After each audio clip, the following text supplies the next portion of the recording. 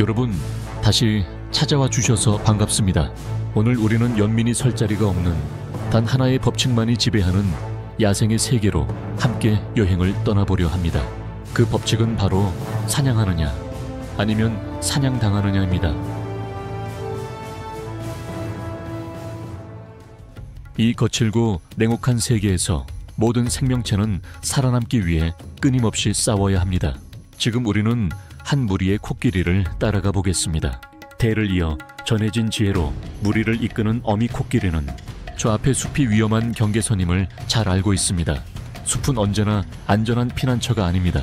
어떤 존재에게는 매복하고 공격하기에 완벽한 장소이기도 하죠. 무리 속 새끼 코끼리는 지쳐서 걸음이 점점 느려지고 있습니다. 하지만 그들은 단 1초도 멈출 수 없습니다.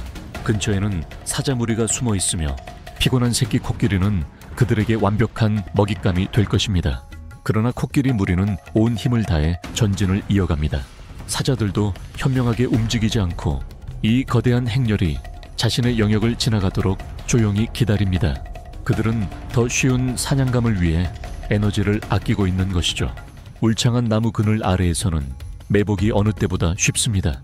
한 마리 수컷 쿠두형 양이 근처에서 태평하게 풀을 뜯고 있습니다. 그에게 닥친 위협은 아직 전혀 감지되지 않았습니다.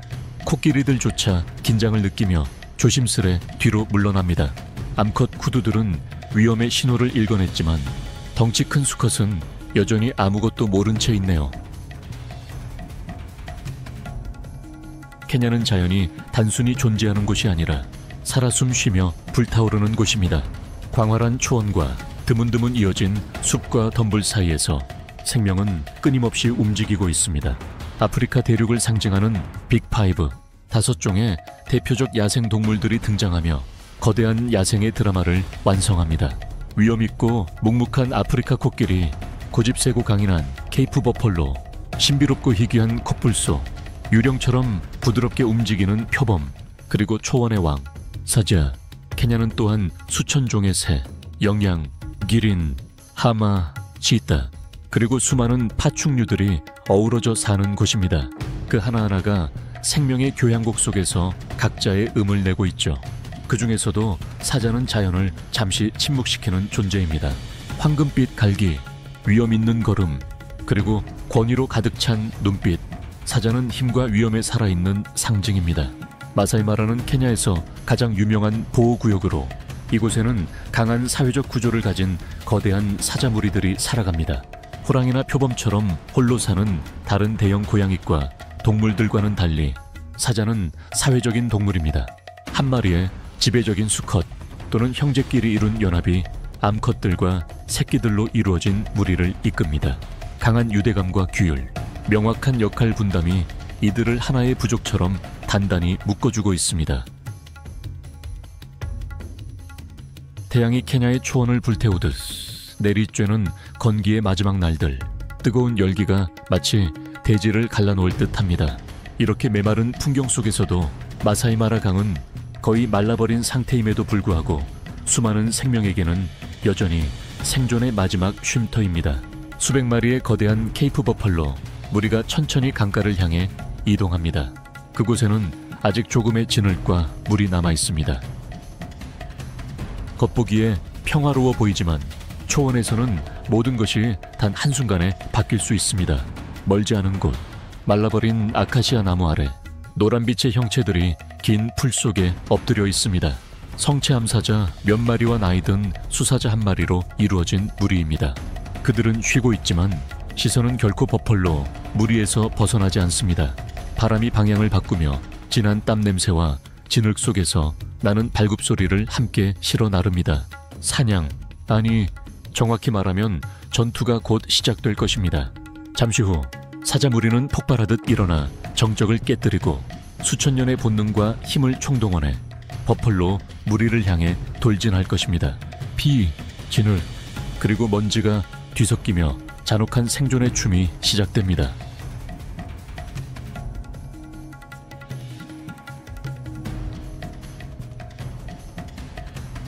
메마른 칼라하리, 사막의 중심부, 모든 생명을 삼켜버릴 듯한 땅 한가운데 오카방고라는 자연의 기적이 존재합니다.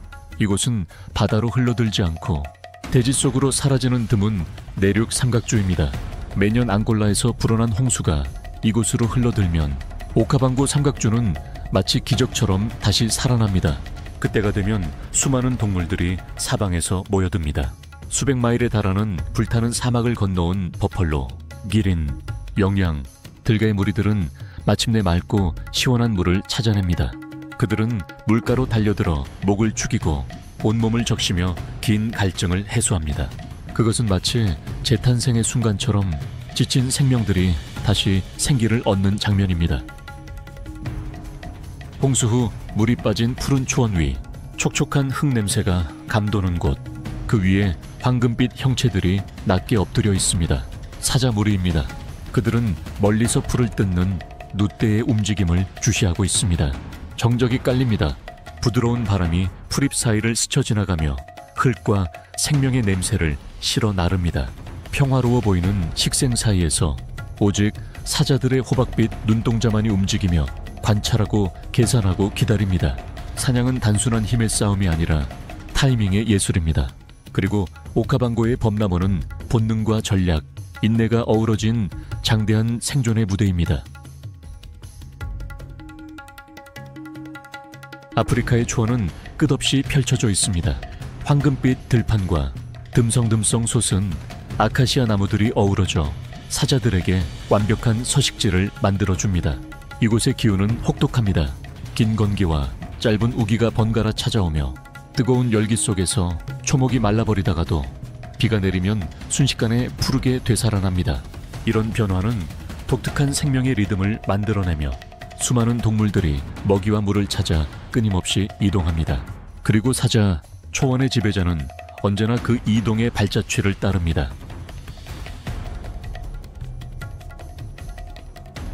초원에 사는 사자들은 거대하고 근육질의 몸, 그리고 연한 황갈색 털을 지녀 마른 풀밭 속에서 완벽히 위장할 수 있습니다.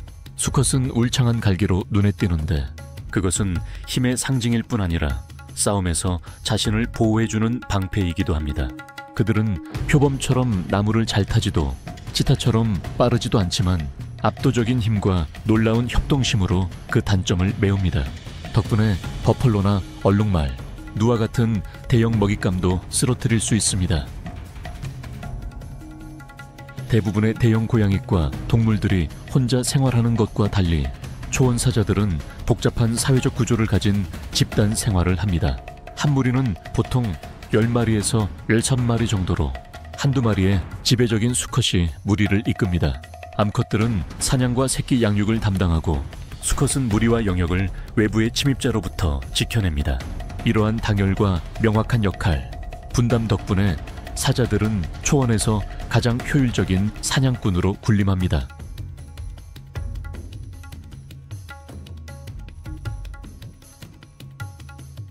지평선 위로 첫 햇살이 떠오를 때 마사이마라는 장엄한 모습으로 깨어납니다. 고요함이 감도는 그때 나이라거의 차가운 금빛 눈이 탁한 마라강이 수면을 천천히 가르며 드러납니다. 그것은 죽음을 품은 경고입니다. 멀리 풀숲 사이를 치타 몇 마리가 유령처럼 스쳐 지나가며 날렵한 몸놀림으로 풍경 속에 녹아듭니다. 고요한 강계에서는 사자 무리가 조용히 모여 뜨거운 태양 아래에서 시원한 물을 음미하듯 마십니다. 케냐 남서부에 자리한 마사이마라는 자연이 빚어낸 걸작입니다. 황금빛 평원이 지평선까지 이어지고 마라강이 은빛 실처럼 굽이치며 햇살 아래 반짝입니다. 이곳은 가장 무시무시한 사냥꾼들이 단련되는 장소이자 힘과 역경 사이에 완벽한 균형을 그려내는 생명의 초상화입니다. 사자의 예리한 눈이 곧바로 덤불 근처를 어슬렁거리는 홍멧돼지 한 마리를 포착합니다. 주저할 틈도 없이 사자가 달려듭니다. 홍멧돼지는 빠르게 도망치려 하지만 곧 사자의 강력한 발톱에 잡혀 먹잇감이 됩니다. 승리의 포효가 다시 초원을 울립니다.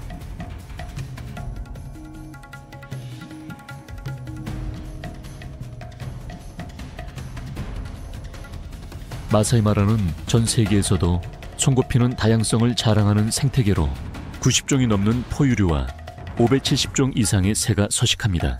수천 마리의 누무리들이 거대한 생명의 강처럼 대지를 가로지르며 장관을 이룹니다.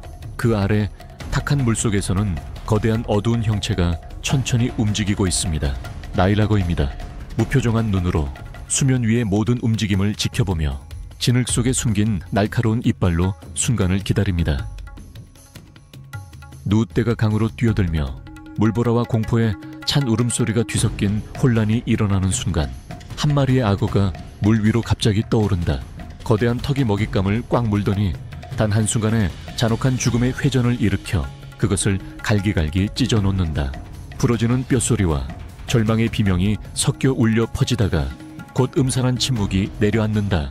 이곳에는 사라진 세계에서 온 생명체, 공룡시대를 살아남은 생존자가 기다리고 있다. 그 힘은 무게나 영역이 아니라 세월의 깊이로 측정된다. 그 턱은 60백만 년의 진화가 쌓인 힘으로 닫히며 원시의 과거로부터 벗어날 수 없는 귀환을 보여준다. 혹독한 건기가 아프리카 평원을 뒤덮을 때 마라강에는 마지막 남은 웅덩이들만이 남는다. 갈라진 강바닥에 습한 진흙 위에는 수십 마리의 하마와 악어들이 좁은 공간 속에서 몸을 밀착시킨 채 생존을 이어간다. 생과 사의 조용한 전투가 매시간 이어지며 야생의 잔혹한 현실을 드러낸다. 마사이마라의 뜨거운 태양 아래 한 마리의 외로운 하마가 갈라진 대지를 천천히 걷는다. 무겁고 느린 발걸음 하나하나에는 피로와 마지막 희망이 함께 담겨 있다. 그것은 새로운 생명의 원천, 즉 새로운 웅덩이, 건기의 시련을 견딜 수 있는 유일한 생존의 기회를 찾아 헤매고 있다. 끝없이 메마른 땅을 홀로 걸은 끝에 그 하마는 마침내 물웅덩이를 발견한다. 그곳은 동료들이 맑은 물속에서 평화롭게 쉬고 있는 생명을 품은 소중한 오아시스였다.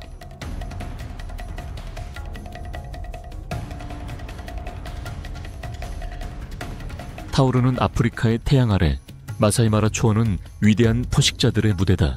그 정점에는 힘과 위험의 상징인 사자가 군림한다. 수사자의 포효는 최대 5마일까지 울려 퍼지며 초원을 뒤흔들고 모든 생명체들을 경계하게 만든다. 장엄한 갈기를 휘날리며 바위 위에 서 있는 수사자 뒤편에서 진정한 전사는 암사자들이다. 그들은 키 큰 풀숲에 몸을 숨긴 채 날카로운 눈으로 얼룩말과 영양의 움직임을 예리하게 포착한다. 완벽한 협동으로 먹잇감을 포위하고 정확한 타격을 가한다. 사자에 물어뜯는 힘은 약 50 psi 정도로 뼈를 부수는 힘은 없지만 그럴 필요도 없다. 그들의 사냥 기술은 먹잇감의 목을 꽉 물어 질식시켜 즉시 쓰러뜨리는 것이다. 마사이마라의 광활한 평원 곳곳에서 얼룩말들은 검은색과 흰색 줄무늬로 이루어진 독특한 모습으로 돋보인다. 그것은 마치 생생한 자연의 캔버스 위에 대담한 붓질로 그려진 예술 작품 같다. 이러한 독특한 외모는 그들을 이 지역의 최상위 포식자인 사자의 가장 선호하는 사냥감으로 만든다. 하지만 얼룩말은 결코 쉬운 먹잇감이 아니다. 그들은 강력한 다리를 가지고 있어 언제든 화살처럼 내달릴 준비가 되어 있으며 믿을 수 없을 만큼 빠르고 민첩하게 사자의 발톱에서 벗어나려 한다. 하지만 냉혹한 생존의 법칙은 아프리카에만 존재하지 않는다. 북아메리카의 사막과 반사막, 태양에 달궈진 모래가 바람에 휩쓸리는 땅 위에서 특별한 소리가 울려 퍼진다. 바로 방울뱀의 꼬리에서 들려오는 딸랑딸랑한 경고음이다.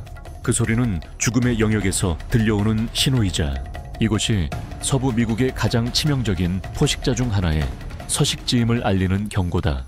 크로탈루스 속에 속하는 방울뱀은 조용한 위협의 화신으로 수백만 년의 진화를 거치며 완벽한 암살자로 다듬어져 왔다. 북아메리카의 건조한 사막지대에서는 로드러너 새가 낮은 관목 사이를 번개처럼 달린다. 날렵한 몸과 균형을 잡는 긴 꼬리, 그리고 날카로운 부리를 가진 이 새는 곤충, 도마뱀, 심지어 독사까지 사냥하는 뛰어난 포식자다. 대부분의 새들과 달리 로드러너는 거의 날지 않는다. 강한 다리 덕분에 시속 20마일까지 달릴 수 있기 때문이다. 해가 높이 떠오르면 로드러너는 날개와 등을 펼쳐 햇볕을 흡수하며 혹독한 환경에서 에너지를 얻는다. 그는 둥지를 지키며 조용히 주변을 경계한다. 얇은 껍질의 알들이 고요히 놓여있는 그 둥지는 그의 전부다. 한치의 방심도 없이 주위를 살피던 로드러너의 시선이 근처에 방울뱀을 포착한다. 그는 곧장 그쪽으로 달려가 소중한 알들을 지키기 위한 사투를 벌일 준비를 한다. 방울뱀은 사막의 조용한 장송곡이다. 그것은 단 한 번의 포효도 없이 공포를 불러일으키는 존재다. 싸우지도 서두르지도 않지만 꼬리에서 소리가 울려 퍼지는 순간 사막의 모든 생명은 숨을 죽이고 귀를 기울인다. 북아메리카의 사막을 지나 이번에는 아시아의 울창하고 습한 밀림으로 가보자. 햇빛이 나무잎 사이로 스며드는 그곳에서 전설적인 존재가 고요히 움직인다. 바로 왕코브라다. 왕좌도 홀도 없지만 그는 치명적인 독과 놀라운 지능, 그리고 본능적인 통찰력으로 군림한다. 왕코브라는 단순한 포식자가 아니라 힘과 자연의 균형을 상징하는 존재다.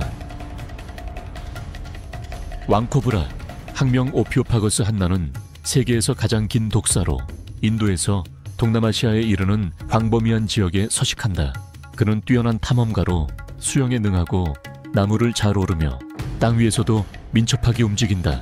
날카로운 시각과 갈라진 혀는 먹잇감의 위치를 정확하게 파악하도록 돕는다. 왕코브라의 독은 강력한 신경독을 포함하고 있어 중추신경계를 직접 공격해 마비와 호흡 정지를 몇 분 안에 일으킨다. 한 번의 물림으로 성체 코끼리 한 마리를 쓰러뜨릴 수 있을 만큼 강력한 독을 주입할 수 있다. 물뱀의 왕으로 알려진 킹코브라는 그 별명답게 뱀을 먹는 자로 불린다. 그 이유는 이들의 식성이 매우 특이하기 때문이다. 킹코브라는 주로 다른 뱀들, 일반 코브라, 크라이트, 심지어는 비단뱀까지를 먹는다. 사냥할 때 이들은 놀라울 정도의 인내심과 전략을 보여준다.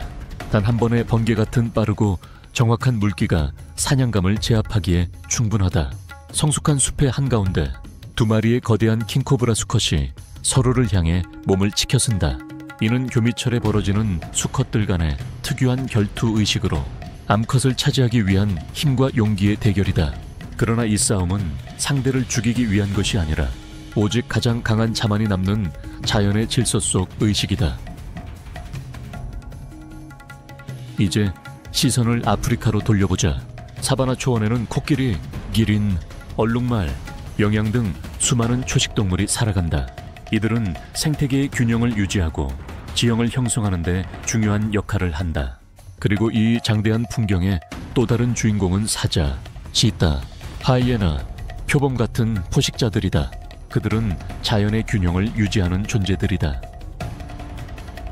이곳의 초식동물들은 혹독한 환경에서 살아남기 위해 놀라운 적응력을 보여준다. 생존은 계절에 따라 달라지는 기후, 먹이의 유무, 그리고 동식물 간의 복잡한 관계에 의해 좌우된다.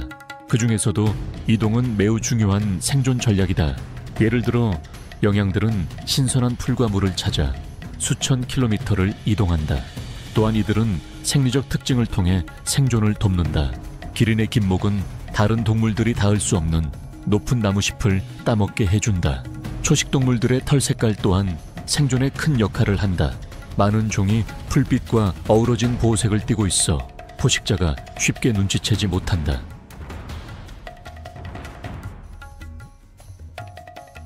초식동물의 생존은 스스로의 힘뿐 아니라 포식자와의 관계에 달려있다. 사자나 하이에나의 존재는 항상 위협적이지만 동시에 초식동물들에게 새로운 생존 전략을 진화시켰다. 대표적인 것이 무리 생활이다. 무리를 이루면 개체들이 서로 경계를 도와주어 사냥당할 위험이 줄어든다.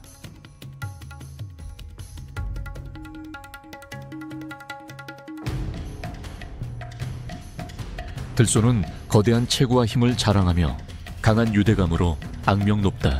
하지만 그들의 삶도 결코 평탄하지 않다. 사자 무리는 협동하여 한 마리의 들소를 무리에서 떨어뜨린 뒤 사냥한다.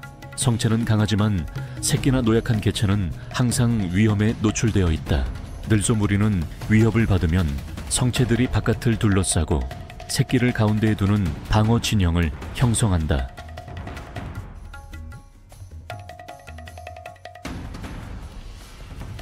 사자는 아프리카 사바나의 왕이라 불리며 가장 상징적인 포식자 중 하나로 꼽힌다. 암사자가 주로 사냥을 담당하고 수사자는 무리와 영토를 지킨다. 사냥은 먹잇감을 고르는 것에서 시작된다. 사자는 보통 중형에서 대형의 초식동물, 예를 들어 누윌드비스트, 얼룩말, 들소 등을 노린다. 먹잇감이 정해지면 암사자들은 협력해 접근 전략을 세운다. 키 큰 풀을 이용해 몸을 숨기며 매복과 잠행을 조합한 치밀한 전술을 구사한다. 무리는 작은 조로 나뉘어 먹잇감을 포위해 도망로를 차단한다. 사냥에 성공하면 무리 전체가 시체 주변으로 모인다. 사냥을 주도한 암사자가 먼저 먹고 그 다음에 수사자와 새끼들이 차례로 식사한다. 얼룩말은 특유의 검은색과 흰색 줄무늬 그리고 활발한 사회적 행동으로 아프리카 사바나의 대표적인 동물로 꼽힌다. 그러나 그들의 생존은 늘 포식자의 위협에 노출되어 있다. 흥미로운 점은 얼룩말의 줄무늬가 사냥 상황에서 중요한 역할을 한다는 것이다. 일부 연구에 따르면 줄무늬가 만들어내는 시각적 착시가 포식자의 집중력을 흐트러뜨려 특정 개체를 겨냥하기 어렵게 만든다고 한다.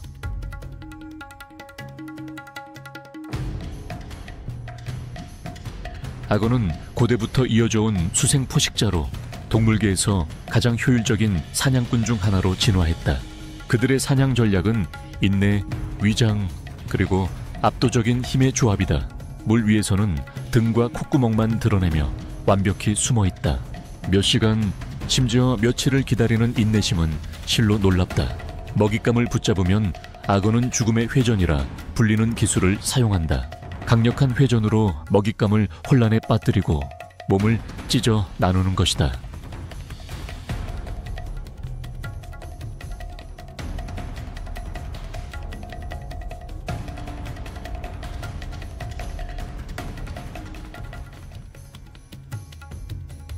치타는 민첩성과 압도적인 속도로 유명한 가장 특화된 포식자 중 하나다. 가장 두드러진 특징은 단연 그 속도다. 치타는 짧은 순간에 시속 60마일 약 시속 96km에 달하는 속도로 달릴 수 있다. 예리한 시력과 폭발적인 가속력 덕분에 빠른 먹잇감인 영양도 쉽게 추격할 수 있다. 치타는 힘보다 속도에 의존하는 독특한 사냥 전략을 사용하며 대부분 단독 또는 소규모로 사냥한다. 가능한 한 가까이 접근한 후 눈 깜짝할 사이에 전력 질주를 시작한다.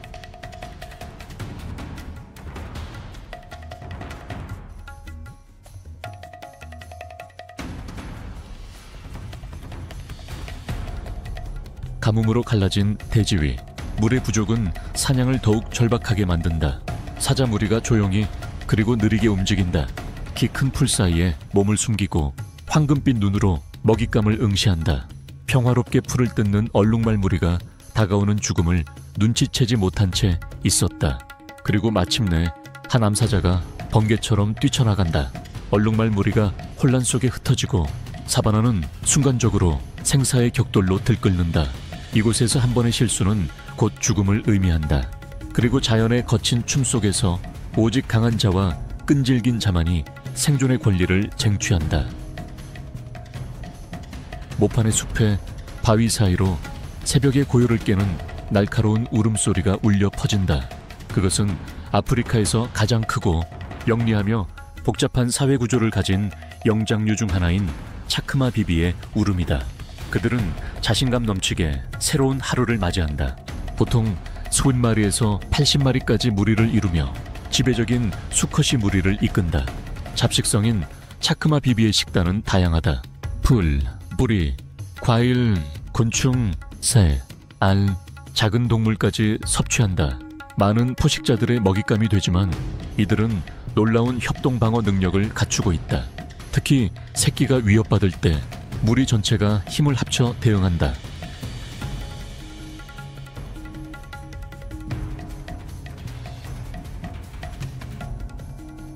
마지막 차크마 비비 무리의 울음소리가 희미하게 사라질 때 안개 낀 초원 위로 한 무리의 임팔라가 조용히 모습을 드러낸다. 우아하고 민첩하며 언제나 경계심을 늦추지 않는 그들의 유일한 무기는 날카로운 감각과 번개 같은 반사신경이다. 임팔라는 놀라운 점프로 생존의 달인이 되었다. 한 번의 도약만으로도 30피트 약 9m가 넘는 거리를 앞으로, 그리고 10피트 약 3m 높이까지 뛰어오를 수 있다. 그러나 그들의 진정한 힘은 사회적 협력에 있다. 무리 생활은 포식자의 주의를 분산시키며 개체 하나가 희생될 가능성을 줄여준다.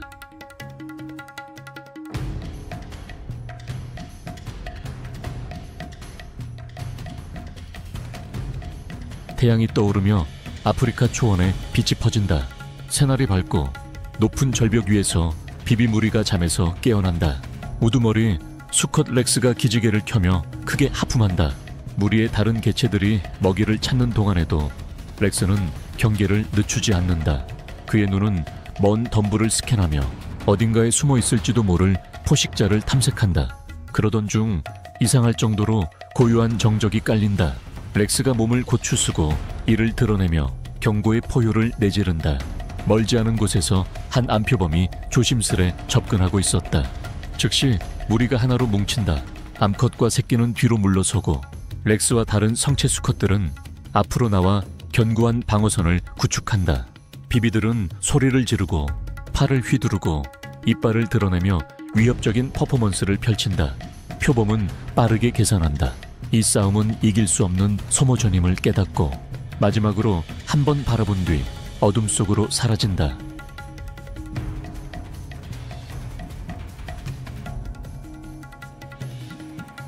하지만 이 천국에도 대가는 있다. 바람이 방향을 바꾸자 위험의 냄새가 실려온다. 놀이가 갑자기 멈추고 정적이 내려앉는다. 우두머리의 경고음이 공기를 찢는다. 한 노비비의 눈빛이 멀리 어딘가를 응시한다. 해가 저물지 않는다. 황혼은 마치 무너져 내리듯 평원을 덮치며 땅을 말라붙은 피빛으로 물들인다. 그리고 그 어둠 속에서 그들이 일어난다. 단순한 무리가 아니다. 그것은 군대다. 수백, 어쩌면 수천의 전사들이 하나처럼 움직인다. 순수한 분노의 먼지 폭풍. 그들은 이주하는 것이 아니다. 복수를 위해 왔다. 젊은 생명이 빼앗겼고 이 땅의 오만한 지배자들에 의해 짓밟혔다. 오늘 이 땅의 법칙이 다시 쓰인다. 먹잇감이 포식자가 되고 약자가 왕좌에 도전한다.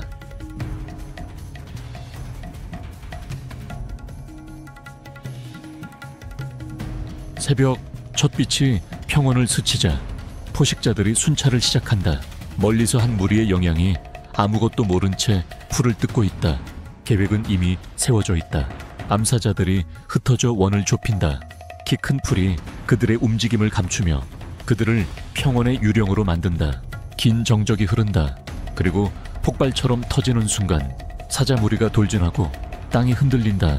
영양과 얼룩말 무리는 공포에 질려 사방으로 흩어진다.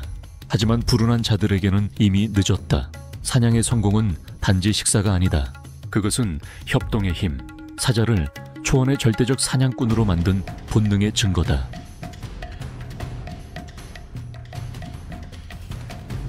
이 험난한 초원에서 힘만으로는 운명이 결정되지 않는다. 점박이 하이에나는 지혜와 기회를 무기로 생존한다. 그들은 종종 사자가 힘들게 사냥한 뒤 갑작스럽게 나타나 남은 먹이를 차지한다. 앞다리가 뒷다리보다 길어 약간 경사진 자세로 걷지만 놀라울 정도로 안정적이다. 하이에나는 폭발적인 속도보다는 지구력을 위해 만들어졌다. 체중 대비 심장의 크기는 사자의 2배에 달해 오랜 시간 빠른 속도를 유지할 수 있다. 그들의 턱은 믿을 수 없을 만큼 강력하여 누의 두꺼운 뼈조차 부셔버릴 수 있다. 점박이 하이에나는 혼자 살지 않는다. 최대 70마리에 달하는 복잡한 사회적 시족을 형성하며 그 중심에는 암컷이 있다. 암컷은 수컷보다 크고 완전히 지배적이다. 먹이 우선권과 번식권을 모두 쥐고 있는 것이다. 이곳에서 진정한 권력은 단순한 힘이 아니라 지혜와 당열, 그리고 때로는 잔혹한 질서 위에 세워져 있다.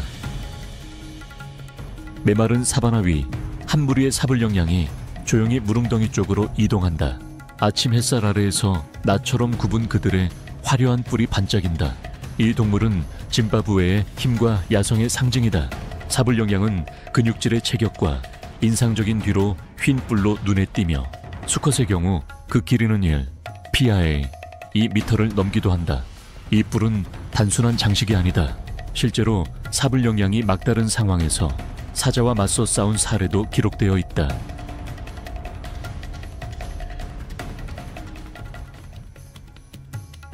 아프리카 사바나는 가장 오래되고 풍부한 생태계 중 하나로 수많은 자연적 변화를 거쳐왔다. 약 500만에서 1000만 년 전 울창한 숲이 줄어들고 건조한 기후가 자리 잡으면서 광활한 초원이 형성되었다. 아프리카 대륙의 약 65%를 차지하는 이 사바나는 8,000종이 넘는 식물이 서식하는 생태계다. 동물의 다양성 또한 놀랍다. 150종이 넘는 포유류가 매일 생존을 위해 경쟁한다. 이 열대 사바나 생태계의 중심에는 탄자니아에서 케냐까지 12,000제곱마일 이상 펼쳐진 세렝게티가 있다. 세렝게티는 세계에서 가장 생물 다양성이 풍부한 초원 중 하나로 70종이 넘는 대형 포유류와 500종이 넘는 조류가 함께 살아간다. 세렝게티의 가장 상징적인 장면은 매년 벌어지는 대이동이다. 11월부터 5월까지 이어지는 우기는 푸르른 초원을 만들어 초식동물의 번성을 돕는다. 그러나 6월부터 10월까지의 건기가 찾아오면 푸른 시들고 물은 귀해져 극한의 여정이 시작된다. 약 150만 마리의 누, 2,500 마리의 얼룩말, 그리고 수십만 마리의 톰승아젤이 지상에서 가장 거대한 이주를 시작한다. 그 여정은 1000마일이 넘는 거리다.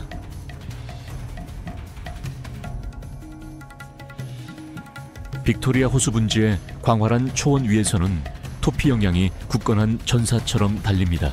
붉은 빛이 도는 갈색 털과 검은 무늬가 어우러져 사바나의 배경 속에 완벽히 녹아듭니다. 근육질의 몸매와 긴 다리는 토피를 사반에서 가장 빠른 달리기 선수 중 하나로 만들어 시속 70km에 달하는 속도를 낼 수 있게 합니다. 온대 사바나의 넓은 초원을 뒤로하고 우리는 전혀 다른 세상, 습윤 사바나로 들어섭니다. 이곳에서는 물과 생명이 신비롭게 어우러집니다. 계절성 비가 내리면 메마른 땅은 호수와 비옥한 늪지대로 변합니다. 아프리카에서 가장 큰 습지 중 하나인 수드는 함에게 이상적인 보금자리입니다. WWF에 따르면 약 4,000마리의 하마가 수드 지역에 서식하며 세계에서 가장 큰 개체군 중 하나를 형성합니다. 하마의 역할은 단순히 물속에 머무는 것에 그치지 않습니다. 그들은 풀을 뜯기 위해 땅 위로 올라오면서 초원의 식생을 유지하고 마른 풀의 축적으로 인해 발생할 수 있는 화재를 막아줍니다. 또한 하마의 배설물은 강가 생태계에 귀중한 영양분을 제공합니다.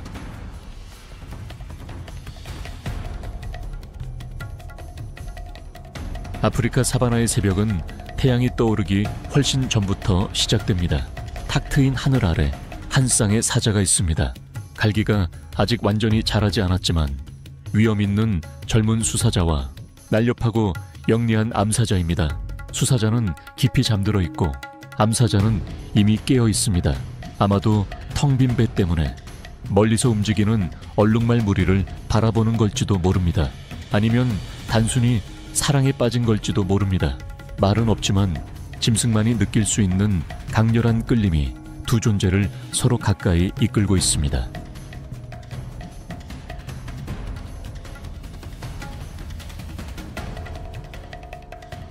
아프리카 사바나의 순환은 단순히 생존의 이야기가 아닙니다. 그것은 생명과 환경 사이의 완벽한 조화에 대한 증거입니다. 거대한 악어의 발걸음부터 가장 작은 풀잎의 흔들림까지 모든 존재의 움직임 속에서 우리는 아프리카의 심장이 끊임없이 뛰고 있음을 느낄 수 있습니다. 이 여정은 경이로운 장관을 보여줄 뿐 아니라 우리에게 이 지구의 순수한 가치를 지키고 보호해야 함을 일깨워 줍니다. 시청해 주셔서 감사합니다. 다음 모험에서 다시 만나요.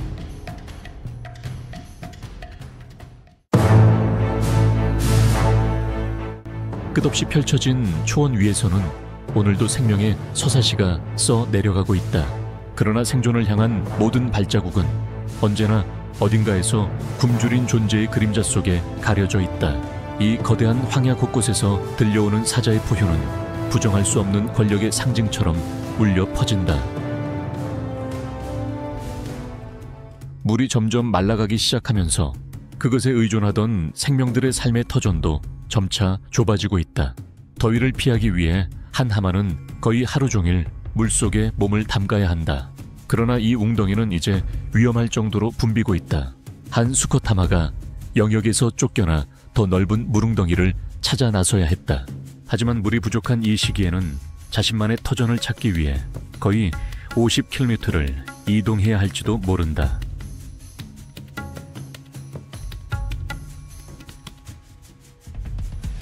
세렝게티 동쪽의 건조하지만 생명력 넘치는 올두바이 협곡에서는 점박이 하이에나가 놀라운 적응력과 생태계에서의 필수적인 역할을 보여준다. 점박이 하이에나의 진화 역사는 1000만 년 전으로 거슬러 올라간다.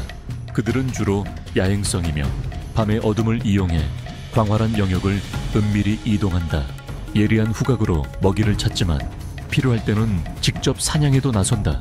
점박이 하이에나는 뼈와 썩은 고기, 그리고 대부분의 동물이 먹지 못하는 유기물까지 소화할 수 있는 놀라운 소화기관을 가지고 있다.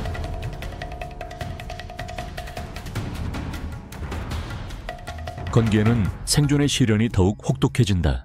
물이 남아있는 곳에서는 먹이와 물을 두고 포식자들 간의 충돌이 잦아진다.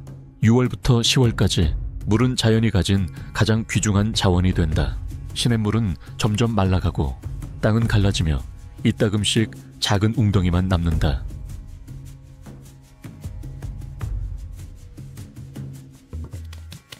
지상에서 가장 거대한 동물인 아프리카 코끼리는 높이 4m, 몸무게 400개 넘는다. 그들은 매일 엄청난 양의 먹이를 섭취해야 할 뿐 아니라 물을 찾는 일에서도 커다란 도전에 직면한다. 메마른 환경 속에서 코끼리는 자신이 가진 가장 유연하고 강력한 도구, 길이 한 전팔, 미터가 넘는 코를 사용한다. 4000개 이상의 근육으로 이루어진 이 코는 먹이와 물을 얻을 뿐 아니라 땅속의 수분을 찾아내기 위한 사부로도 쓰인다. 마른 하천 바닥에서 코끼리는 코로 흙의 습도를 감지하고 발로 파내어 소중한 우물을 만든다. 그렇게 생긴 우물은 코끼리 자신뿐 아니라 얼룩말, 영양, 새들까지 수많은 생명에게 생명의 물을 제공한다. 코끼리는 하루에 약 190리터의 물이 필요하다. 그래서 하루에도 수십 킬로미터를 이동해야 물과 먹이를 충분히 구할 수 있다. 놀라운 기억력 덕분에 그들은 과거에 방문했던 수원지의 위치를 정확히 기억하며 무리를 이끌고 혹독한 건기를 견뎌낸다. 개체 하나가 하루에 136kg의 식물을 먹을 수 있다. 길이 3m에 달하는 상아는 아카시아 나무의 껍질을 벗기거나 가지를 부러뜨려 다른 동물들이 닿지 못하는 영양분을 얻을 수 있게 해준다. 건기가 절정에 이르면 남은 물웅덩이는 거대 동물들이 모여드는 중심지가 되어 필연적인 충돌이 벌어진다. 코끼리 무리는 자신들이 찾아내거나 파낸 우물을 지키기 위해 사자, 버펄로, 하이에나와 맞서 싸워야 한다.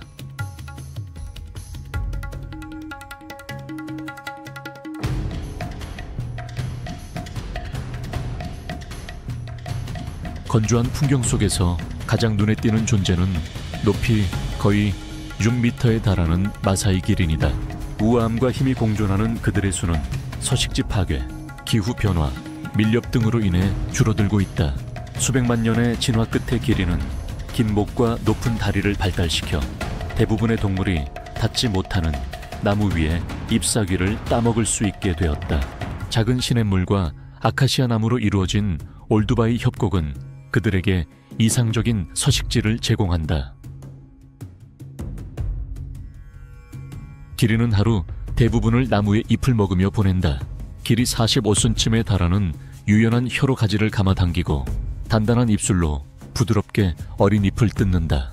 아카시아의 날카로운 가시는 그들에게 장애물이 되지 않는다. 두꺼운 혀와 단단한 입술 덕분에 가시를 피해 안쪽의 잎을 먹어도 다치지 않는다. 성체 한 마리는 하루에 약 34kg의 잎을 먹는다. 그들의 키는 단순히 먹이를 구하는 데 유리할 뿐 아니라 멀리서 위험을 감지하는 데에도 도움이 된다. 위협을 느끼면 강력한 앞다리로 사자를 걷어찰 만큼 위력적인 방역을 가한다. 또한 높은 나무의 잎을 먹음으로써 덤불의 과도한 성장을 억제하고 초원과 관목지대의 균형을 유지하는 데 중요한 역할을 한다.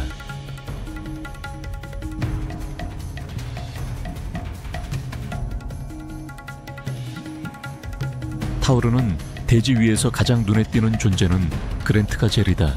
속도와 지구력, 그리고 혹독한 환경에 대한 적응력을 완벽히 상징하는 동물이다. 수백만 년에 걸친 진화는 그랜트가 젤이 험난한 자연 속에서도 살아남을 수 있는 이상적인 형태를 만들어냈다. 그들은 먹이가 풍부하고 탁 트인 초원이나 계곡 주변에서 주로 발견된다. 이곳은 그들이 자신의 속도를 최대한 발휘할 수 있는 공간이기도 하다. 그랜트 가젤은 10마리에서 30마리 정도의 무리를 이루며 먹이를 찾아 유동적으로 이동한다. 주식은 영양가 높은 풀과 건조한 환경에서도 자라는 관목이다. 속도는 그랜트 가젤에게 가장 중요한 생존 도구다. 시속 80km에 이르는 속도로 달릴 수 있어 치타, 사자, 하이에나 같은 포식자들로부터 벗어날 수 있다. 쫓길 때는 지그재그로 달리며 포식자의 추격을 혼란스럽게 만든다.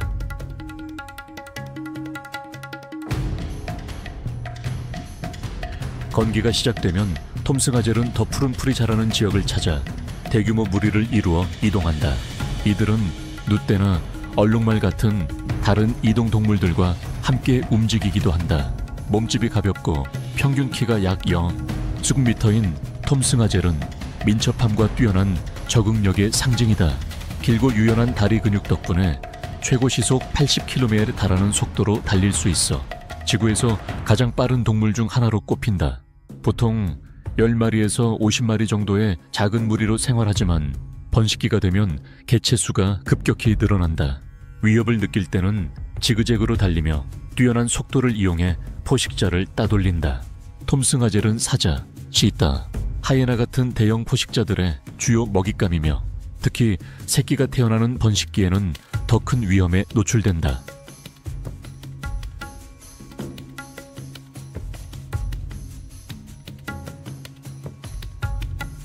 우기가 찾아오고 눈부신 햇살이 은두투 평원을 비추면 끝없이 이어진 대지 위로 긴 행렬을 이루며 이동하는 평원 얼룩말의 모습이 장관을 이룬다.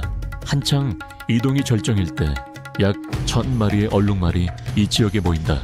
그들의 검고 흰 줄무늬 털은 집단으로 움직일 때 포식자의 시각을 혼란스럽게 만들며 해로운 곤충의 공격도 줄여준다.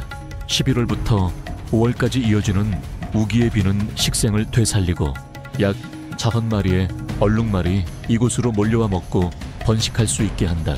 사회 구조는 소규모 무리로 이루어지며 보통 우두머리 수컷 한 마리와 여러 암컷 그리고 그 새끼들로 구성된다. 늑대가 일정 시기에만 번식하는 것과 달리 평원 얼룩말은 계절에 구애받지 않고 연중 번식할 수 있는 유연한 전략을 취한다. 생태계 속에서 평원 얼룩말은 매우 중요한 역할을 맡고 있다. 그들은 풀의 윗부분을 먹어 그 아래에서 자라는 짧은 풀을 영양이나 다른 초식동물들이 먹을 수 있게 만든다. 또한 그들의 배설물은 토양을 비옥하게 하고 수많은 곤충의 서식지를 제공하여 순환적인 생태계를 유지시킨다. 최고 시속 64km로 달릴 수 있어 사자나 치타 같은 포식자로부터 도망칠 수 있다. 공격을 받으면 무리 전체가 여러 방향으로 흩어져 적을 혼란스럽게 만들고 어른 개체들이 새끼들을 보호하기 위해 바깥쪽의 원을 이루어 선다.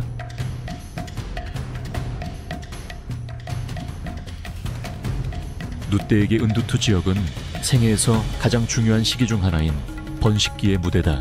150만 마리가 넘는 개체가 세렝게티와 마사이마라를 가로지르는 대이동에 참여한다.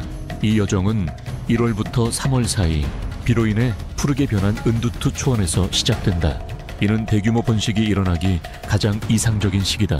절정기에는 아침 9마리가 넘는 새끼가 놀라운 속도로 태어나며 3주 동안 하루 평균 8,000마리 이상의 출산이 이루어진다. 이 동시번식 전략은 늑대의 진화에서 매우 중요한 생존 방식이다. 이를 먹잇감 포화 현상이라고 부르는데 동시에 너무 많은 새끼가 태어나 포식자들이 모두 사냥하기에는 벅차게 만드는 것이다. 그럼에도 불구하고 모든 새끼가 살아남는 것은 아니다. 번식기 동안 약 40%의 새끼가 사자, 치타, 하이에나 등의 먹잇감이 된다.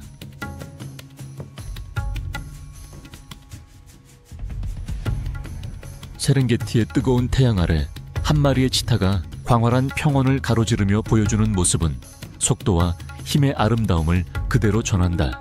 치타의 몸은 고속 이동에 최적화되어 있으며 지상에서 가장 빠른 포식자로 알려져 있다.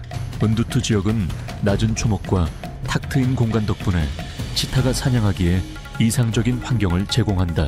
약 50%에 달하는 높은 사냥 성공률로 치타는 약 30% 정도에 불과한 사자보다 훨씬 효율적인 사냥꾼이다. 사냥은 보통 60m 이내의 짧은 거리에서 시작되어 최대한 효율적인 공격이 가능하도록 진행된다. 치타는 몇 초 만에 시속 96km까지 가속할 수 있으며 이는 지상동물 중 가장 빠른 속도다. 이 놀라운 속도는 완벽하게 설계된 생물학적 구조 덕분이다. 길고 강한 다리는 추진력을 제공하고 긴 꼬리는 방향타처럼 작용해 균형을 유지하며 방향을 조절한다. 반수축성 발톱은 지면을 단단히 잡아주는 역할을 한다. 하지만 이런 고속 추격은 막대한 에너지를 소비하기 때문에 30초 이상 지속되는 경우는 거의 없다.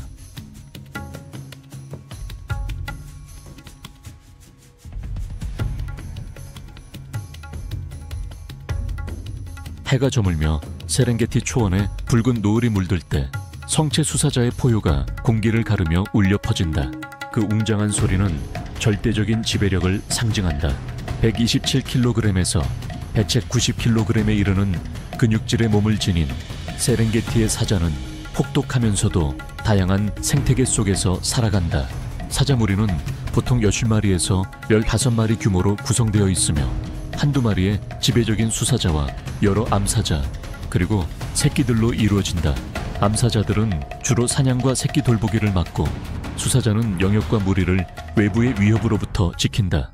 지배적인 수사자는 매우 넓은 영역을 통제하며 최대 8km 떨어진 곳에서도 들을 수 있는 포효로 자신의 존재를 알린다. 사자는 유일하게 사회적 행동을 보이는 대형 고양이과 동물로 협동 사냥의 복잡한 전략을 발전시켜 왔다. 주요 먹잇감은 얼룩말, 누, 때로는 들소까지 포함된다.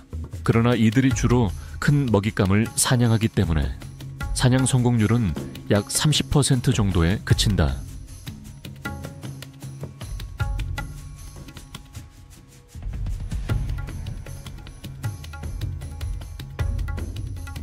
사자의 포효가 멀어질 즈음 또 다른 소리가 들려온다. 그것은 아프리카 들개의 헛기침 같은 짧은 소리다.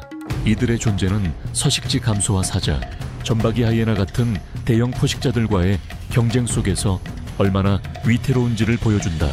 과거 아프리카 들개는 1992년에 세렝게티 국립공원에서 한때 멸종된 것으로 선언되었다. 그러나 현재 보존 프로그램을 통해 개체수 회복이 이루어지고 있다. 몸집이 가볍고 민첩한 아프리카 들개는 끈기와 협동의 상징이다.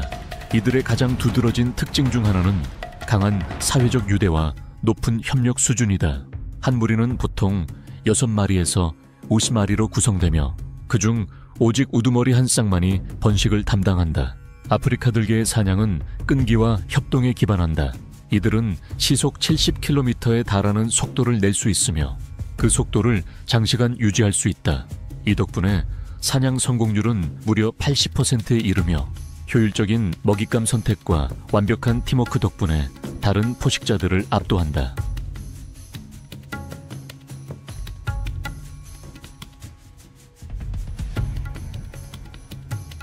세렝게티에는 끝없는 초원만 있는 것이 아니다.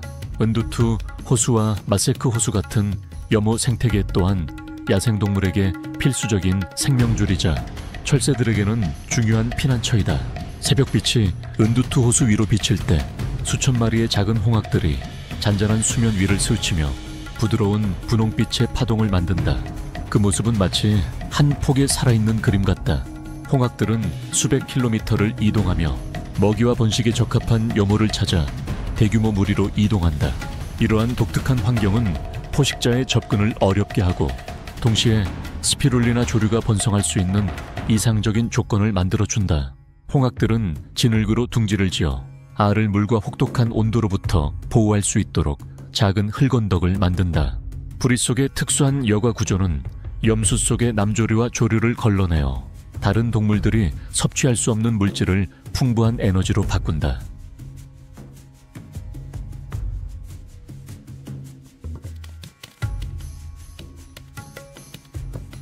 은두투 호수는 또한 황금빛 왕관 깃털을 자랑하는 회색왕관 두루미가 새벽을 맞이하는 장소이기도 하다. 이 지역의 초원, 깊은 호수, 그리고 습지는 단순한 서식지를 넘어 우아한 춤과 정교한 생존 전략이 펼쳐지는 무대가 된다. 회색왕관 두루미는 동아프리카 여러 지역에 서식하며 식물이 풍부하고 물이 얕은 곳을 선호한다. 약 0.9m의 키를 가진 이 새는 섬세하면서도 강인한 아름다움을 지니고 있다.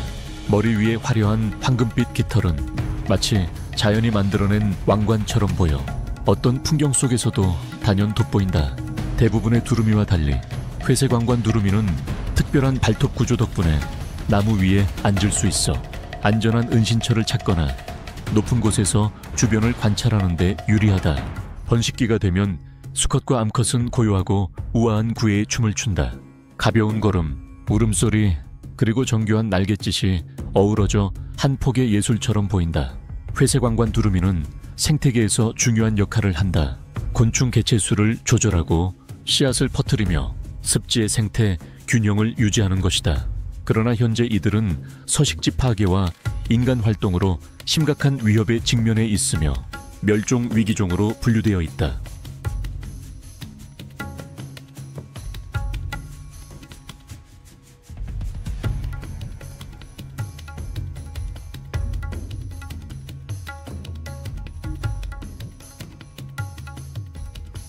나이라거는 길이 6m, 무게 900kg이 넘는 거대한 파충류로 혹독한 환경 속에서도 뛰어난 적응력과 생존력을 자랑한다.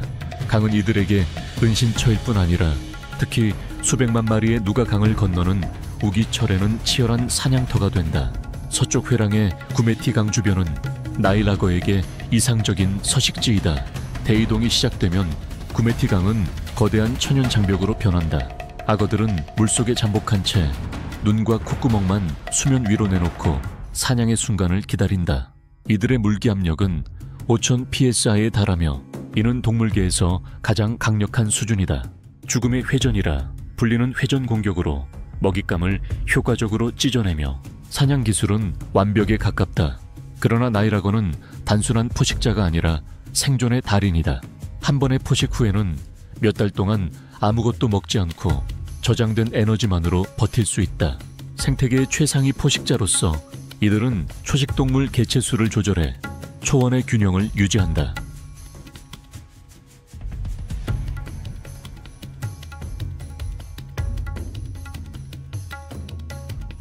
구메티강은 나이라거만의 터전이 아니다. 이곳은 나이라거와 하마가 치열하게 경쟁하는 생존의 현장이기도 하다.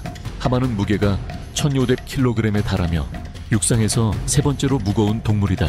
코끼리나 코뿔소와 달리 하마는 신중하면서도 동시에 매우 공격적인 성격을 지녔다. 겉보기엔 둔해 보이지만 사실 고래와 돌고래와 가까운 친척이다. 하마는 주로 사하라, 이남의 아프리카에서 강, 큰 호수, 그리고 습지 지역에 서식한다. 구메티강에서는 깊고 조용한 물가에 모여 산다.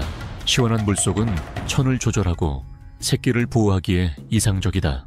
50cm나 되는 송곳니와 거대한 몸집을 가진 하마는 위협을 느낄 경우 강력한 공격력을 발휘한다. 하마는 뚜렷한 사회적 구조를 가진 무리를 이루며 초식동물로서 하루 평균 40kg의 풀을 먹는다. 그들의 배설물은 물속에 직접 쌓여 담수 생태계에 풍부한 영양분을 공급한다. 이는 미생물과 작은 수생 생물의 번성을 돕는 중요한 과정이다.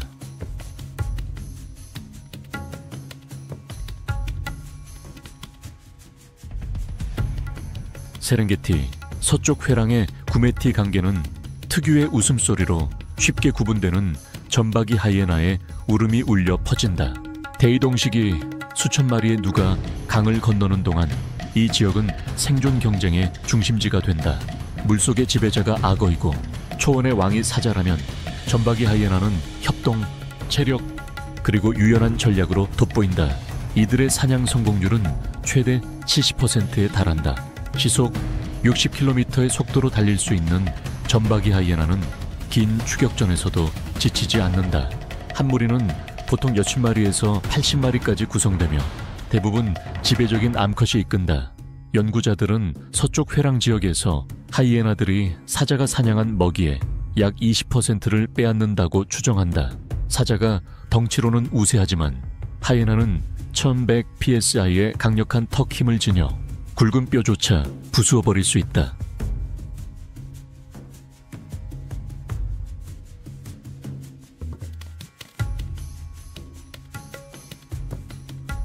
서쪽 회랑의 하늘 높이 루펠 독수리는 마치 야생의 수호자처럼 거대한 날개를 펼치며 하늘을 누빈다. 이들은 생태계의 균형을 유지하는 데 필수적인 존재이다. 죽은 동물의 사체를 신속하게 처리함으로써 루펠 독수리는 세렝게티를 깨끗하게 유지하는 데 중요한 역할을 한다.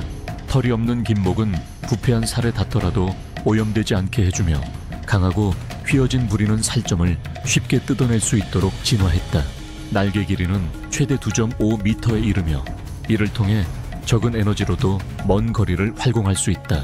이 새는 고고한 비행 능력으로도 유명한데 최대 1178m의 고도까지 비행한 기록을 가지고 있다. 어떤 새도 이보다 높은 곳을 날지 못했다. 예리한 시력 덕분에 6km 이상 떨어진 곳에서도 사체를 발견할 수 있으며 순식간에 현장으로 날아간다. 루펠 독수리 한 무리는 30분 만에 누 한 마리의 사체를 완전히 정리해버리며 이를 통해 세균 번식이나 탄저병 같은 질병의 확산을 효과적으로 막는다.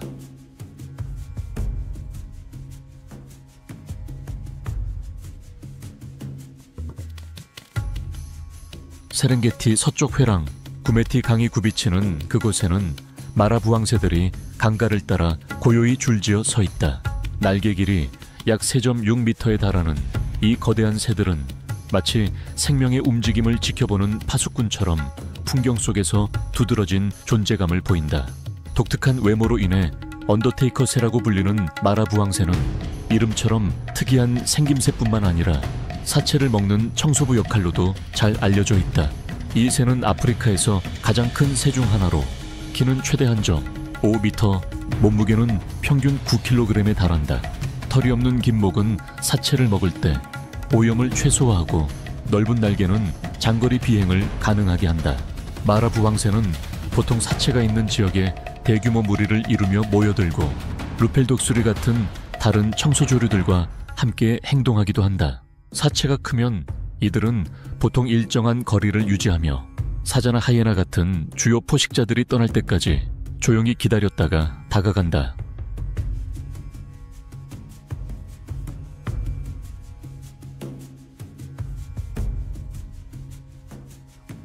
남쪽의 메마른 평원과 달리 세렝게티 북쪽의 로보 지역은 훨씬 다양한 풍경을 자랑한다. 광활한 초원과 울창한 관목지대가 조화를 이루며 우기가 끝나면 생명이 폭발하듯 초록빛으로 되살아난다. 매년 9월에서 10월 사이 북부 세렝게티는 경이로운 자연현상의 무대가 된다. 그것은 바로 귀환의 대이동이다. 수백만 마리의 누, 얼룩말, 그리고 영양들이 케냐의 풍요로운 땅에서 먹이를 마친 뒤 탄자니아로 돌아오며 로보의 초록 평원을 지나 남쪽을 향해 나아간다. 세렝게티 북쪽의 드넓은 평원에는 아프리카 물소무리들이 혹독한 환경과 끊임없는 포식자의 위협 속에서도 꿋꿋이 생존한다. 이 지역의 한 무리는 50마리에서 500마리까지 이르며 성체는 몸길이 3m, 무게는 약 900kg에 달한다. 굵고 단단히 휘어진 뿔은 이들의 상징이자 강력한 방어 무기이다. 성체 한 마리는 하루에 약 16kg의 풀을 먹으며 그 배설물은 토양에 영양분을 공급해 생태계를 비옥하게 만든다. 위협을 느낄 때면 이들은 망설임 없이 전속력으로 돌진하여 세렝게티의 포식자들에게 가장 경계해야 할 존재가 된다. 무리 생활은 아프리카 물소의 생존 전략의 핵심이다. 위험이 닥치면 성체들이 새끼들을 가운데 두고 원형 방어 진영을 만들어 서로를 보호한다.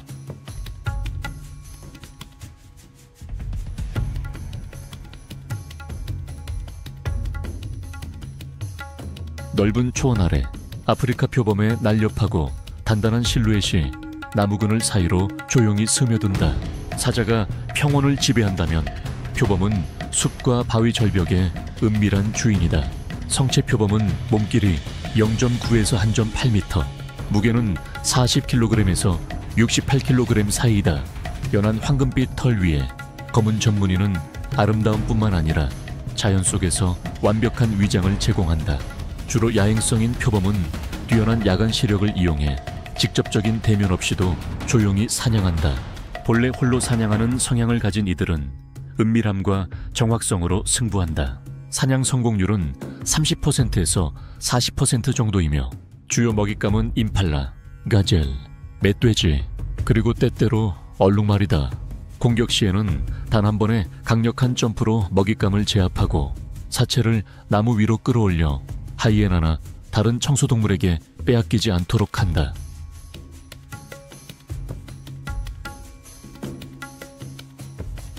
세렝게티 북쪽의 초원과 울창한 덤불을 따라가다 보면 때때로 장엄하지만 조용한 존재인 검은 콧불소를 마주칠 수 있습니다. 이 종은 아직까지 살아남은 가장 오래된 생명체 중 하나로 수백만 년에 걸친 진화의 역사를 가지고 있습니다. 성체의 키는 약 한 점, 5m에서 한 점 8m 사이이며 몸길이는 3에서 3.6m, 몸무게는 816에서 3060kg에 달합니다. 검은 콧불소는 케라틴으로 이루어진 두 개의 뿔을 가지고 있는데 길이는 최대 한 점 5m까지 자라며 방어, 의사소통, 그리고 영역 표시를 위해 사용됩니다. 과거에는 사하라 이남 아프리카 대부분 지역에 서식했지만 오늘날에는 세렝게티와 같은 엄격히 보호된 자연보호구역에 주로 남아 있습니다. 생태계 속에서 검은 콧불소는 자연의 정원사로서 중요한 역할을 합니다. 나무잎과 덤불을 먹음으로써 식생의 과도한 번식을 억제하고 초원이 확장되도록 돕는 동시에 다른 초식동물들에게 탁 트인 서식지를 제공합니다.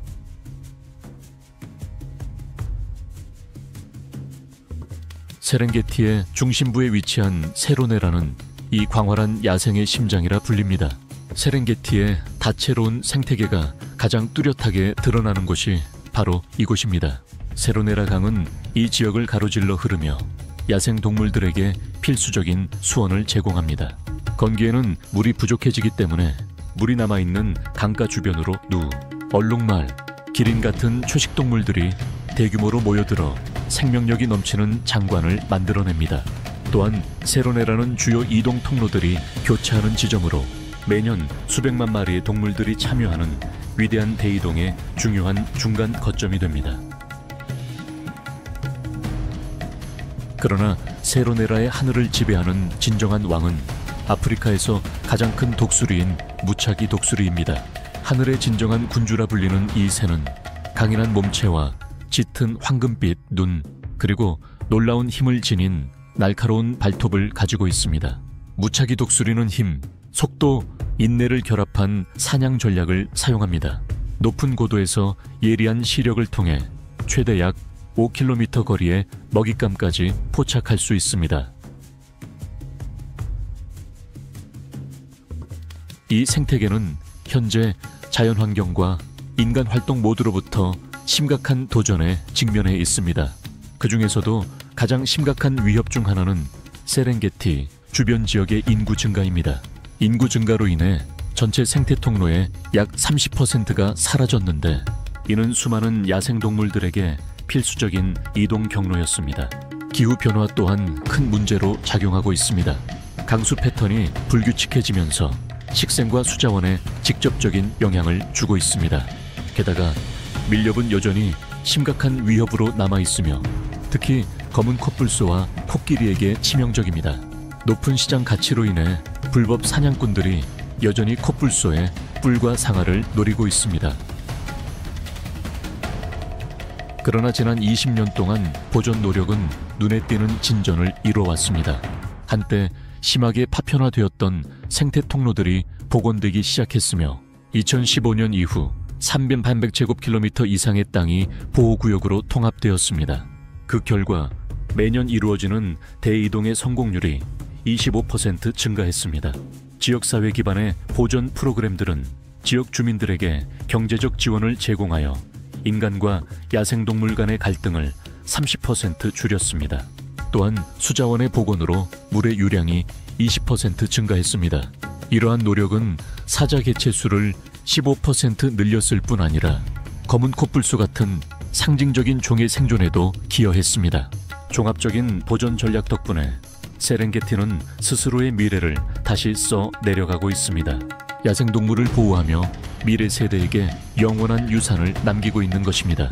세렝게티의 미래, 그 위대한 왕국들의 운명은 더 이상 발톱이나 상아 속에만 존재하지 않습니다.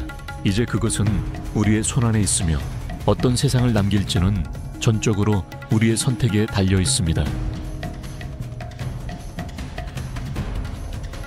아프리카 초원은 계절마다 펼쳐지는 이 대이동의 힘과 연약함이 극적으로 교차하는 무대입니다. 이곳의 드넓은 초원은 끝없이 펼쳐진 듯하며 땅과 하늘은 불, 미, 그리고 재생의 영원한 리듬에 따라 움직입니다.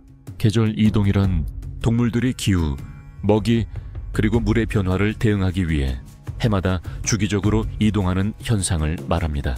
수많은 계절 이동 중에서도 가장 유명한 것은 단연 대이동입니다.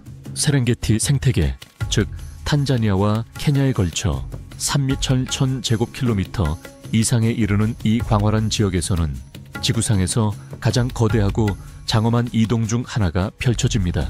수백만 마리의 누가 거대한 호흡을 그리며 이동하고 그 뒤를 수십만 마리의 톰승아젤과 얼룩말이 따릅니다. 이 거대한 초식군단은 해마다 약 800km를 순환하며 물, 신선한 풀, 그리고 안전한 번식지를 찾아 나섭니다.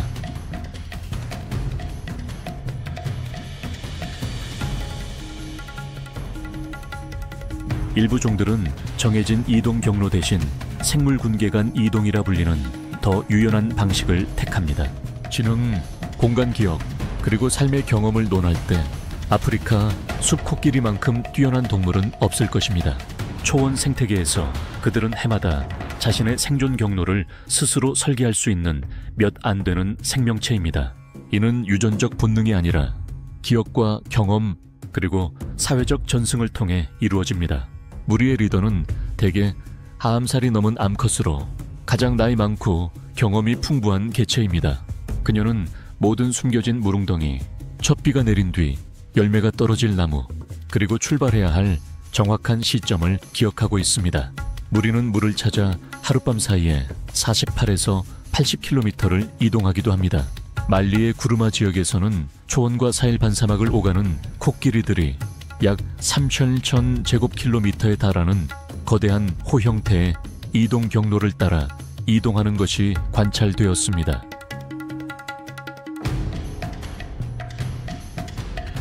아프리카 코끼리가 수백 킬로미터의 갈라진 대지를 가로지르기를 선택한다면 아프리카 들소는 전혀 다른 이야기를 씁니다. 그들의 여정은 짧지만 의도적인 움직임으로 이루어져 있으며 각 이동은 수천 번의 우기와 건기를 거치며 다듬어진 생존 전략에 따라 형성됩니다. 하나의 고정된 경로에 묶이지 않은 아프리카 들소는 다양한 서식지에서 살아갑니다. 그리고 한 마리의 지배적인 개체가 무리를 이끄는 대신 들소 무리는 독특한 방식으로 투표를 합니다. 이동할 시점이 오면 성체 암컷들이 먼저 일어나 자신이 생각하는 최적의 방향을 향해 몸을 돌립니다. 그리고 가장 많은 동이가 모인 방향이 곧 무리 전체의 길이 됩니다. 아프리카 들소가 이동하는 무리와 머무는 무리로 나뉜다면 평원일란드는 진정한 유목의 달인이라 할 수 있습니다. 그들은 정해진 이동 경로나 계절에 묶이지 않고 오직 신선한 풀의 초록빛과 물의 반짝임을 따라 움직입니다. 평원일란드는 가장 큰 영향으로 키는 거의 1.8m에 달하고 몸무게는 약 반 톤입니다. 하지만 역설적으로 그들은 가장 느린 영향이기도 합니다. 최고 속도는 약 40km 매 시간에 불과합니다.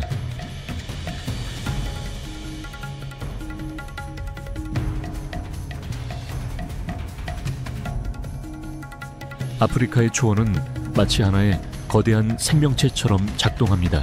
그 속에서 누, 얼룩말, 코끼리의 무리는 피처럼 순환하며 생명을 이어갑니다. 위대한 이동 회랑들은 생태계의 모든 세포를 살찌우는 동맥입니다. 그러나 이 자연의 리듬은 점점 그 완전성을 잃어가고 있습니다.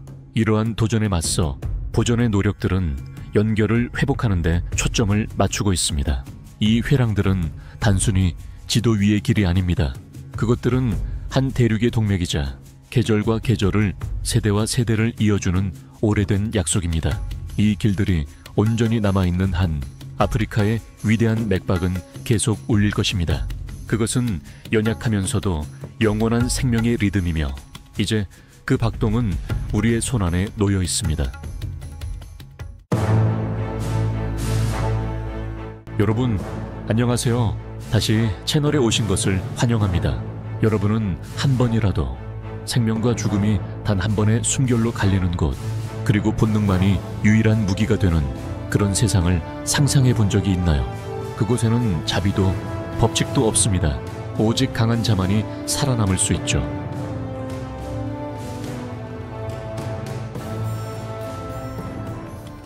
치타, 지구에서 가장 빠른 고양이과 동물은 끊임없는 생존 압박 속에서 만들어진 사냥 기계입니다. 넓게 펼쳐진 사바나 평원에서 치타는 가늘고 유연한 몸, 가벼운 근육, 그리고 큰 폐활량을 이용해 단 몇 초 만에 시속 60마일을 넘는 속도를 냅니다. 이 폭발적인 가속은 단순한 멋진 장면이 아니라 먹잇감을 잡느냐 혹은 가족 전체가 굶주리느냐를 가르는 생사의 차이입니다.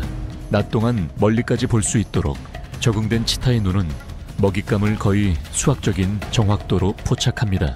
눈가에서 입가로 길게 이어지는 검은 줄무늬는 슬픔의 눈물이 아니라 집중의 통로입니다. 그것들은 자연의 선글라스처럼 작용해 태양빛을 흡수하고 눈부심을 줄여줍니다. 덕분에 치타는 움직이는 먹잇감에 시선을 고정한 채 눈이 부시지 않고 높은 집중력을 유지할 수 있습니다. 이는 대부분의 대형 고양이과 동물들이 쉬는 낮 시간대에 사냥하는 치택의 큰 이점이 됩니다. 하지만 속되는 대가가 따릅니다. 한 번의 추격이 끝나면 치타는 지쳐버려 더 강한 포식자들이 고생 끝에 얻은 사냥감을 빼앗아 가기 쉬운 상태가 됩니다. 사냥의 모든 움직임은 철저히 계산되어 있습니다. 치타는 어린 개체나 약하거나 방심한 먹잇감을 고르며 가젤이나 임팔라 무리의 결속에서 생긴 작은 틈을 노립니다.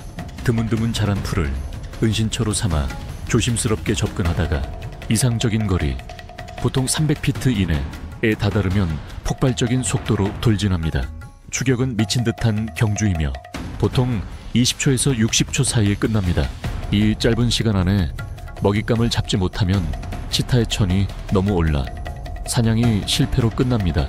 성공할 경우 목을 물어 질식시켜 단 몇 초 만에 사투를 마무리합니다.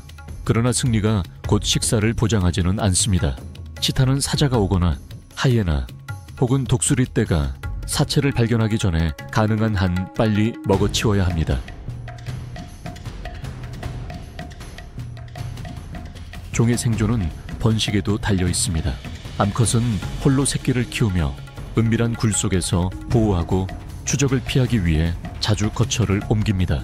그러나 새끼들의 사망률은 매우 높습니다. 사자, 자칼, 맹금류들은 방어 능력이 없는 새끼들에게 끊임없는 위협이 됩니다. 치타는 궁극적인 전문화의 상징이자 동시에 생물학적 연약함의 증거입니다.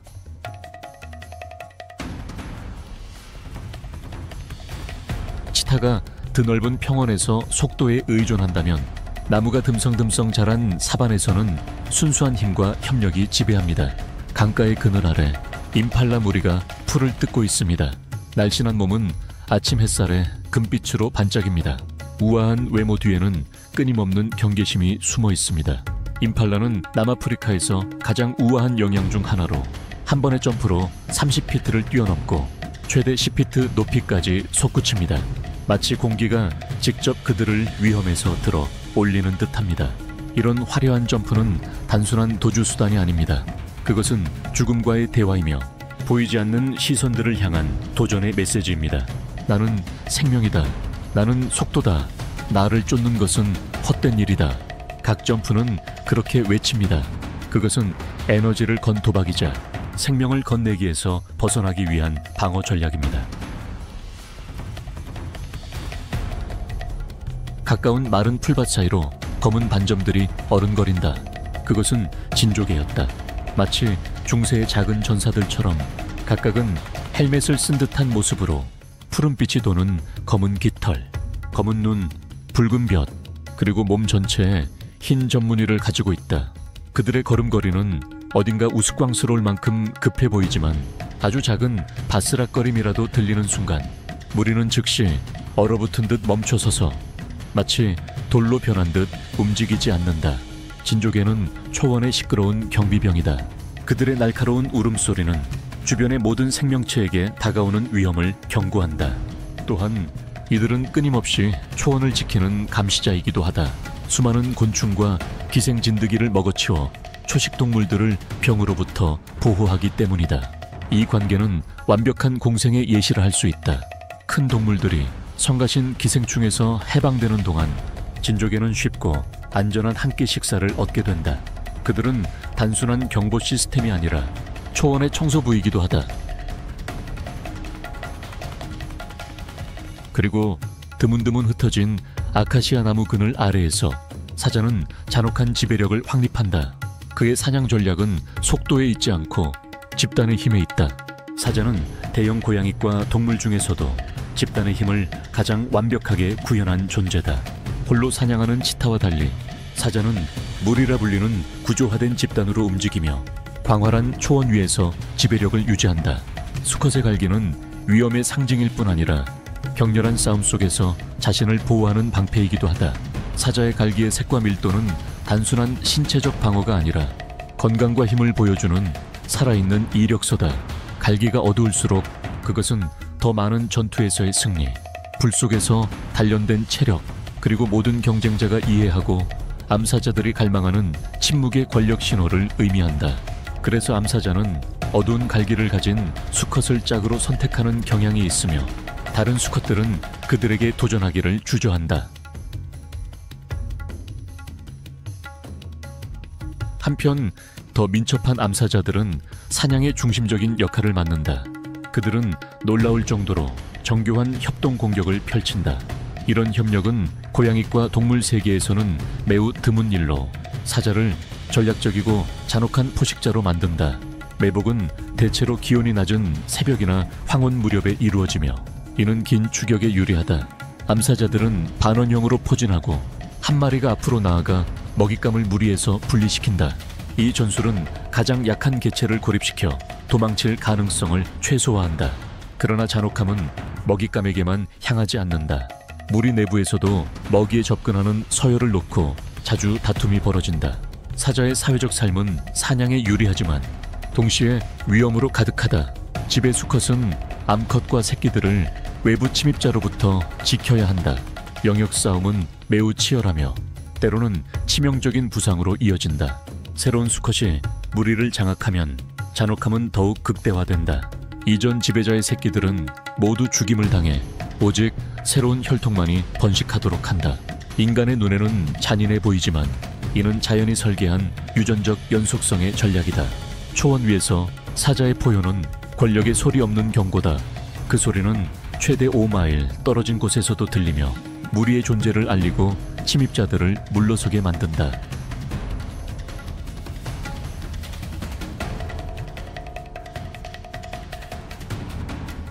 사자들이 평원과 삼림 초원에서 그들의 지배력을 펼치는 동안 다른 곳에서는 뒤엉킨 숲의 가지들과 바위들 사이에서 또 다른 고양이과 동물이 정반대의 전략을 사용하고 있다. 나뭇가지들 사이에 아프리카 초원의 조용한 여행자 기린 한 마리가 우뚝 서 있다. 그 머리는 20피트나 높이 뻗어 어떤 다른 초식동물도 닿을 수 없는 곳에 닿는다. 이 살아있는 감시탑을 유지하기 위해 자연은 하나의 기적을 만들어냈다. 엄청난 힘을 가진 심장, 그리고 매번 박동할 때마다 중력을 거스르는 2피트 길이의 엔진이다. 이것은 어떤 다른 생명체라도 목숨을 잃을 수 있는 문제, 즉 하늘 높이 있는 뇌에 피를 공급하면서도 머리를 숙일 때 과부하가 걸리지 않게 하는 문제를 해결하기 위해 설계된 생체공학의 걸작이다. 기린의 순환계 전체가 그 자체로 정교한 예술품이다. 그는 나무 꼭대기의 잎, 신선하고 햇살과 이슬에 젖은 잎을 뜯어 먹는다. 몸에 있는 어두운 반점들은 잎의 무늬와 닮아 있어 가지와 그늘 속에서 거의 보이지 않는다. 길고 유연한 혀는 길이가 약 한 피트 반에 달하며 아카시아 나무의 날카로운 가지 사이에서 어린 새싹을 조심스럽게 따낸다. 그에게는 어떤 서두름도 없다. 걸음걸이는 느리고 흔들리며 마치 시간이 흘러가는 길을 천천히 걷는 듯하다.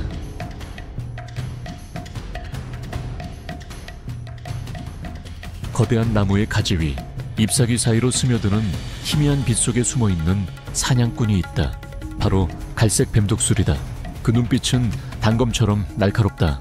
풀잎이 흔들리는 움직임 하나에도 의미를 읽을 줄 알기에 그것은 기다림을 안다. 뱀과 다른 파충류를 먹는 이 포식자는 단순한 사냥꾼이 아니다. 균형의 상징이며 정확함과 인내, 그리고 침묵 속에 숨겨진 힘의 화신이다. 그리고 그 근처에는 영리하고 재빠른 개코 원숭이 한 마리가 있다. 늘 무언가에 몰두하며 나무 줄기를 마치 자신의 몸 일부처럼 자연스럽게 타고 오른다.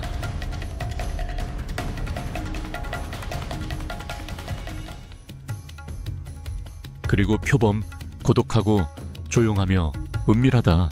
그것은 집단의 힘이 아닌 위장과 은신의 예술로 살아간다.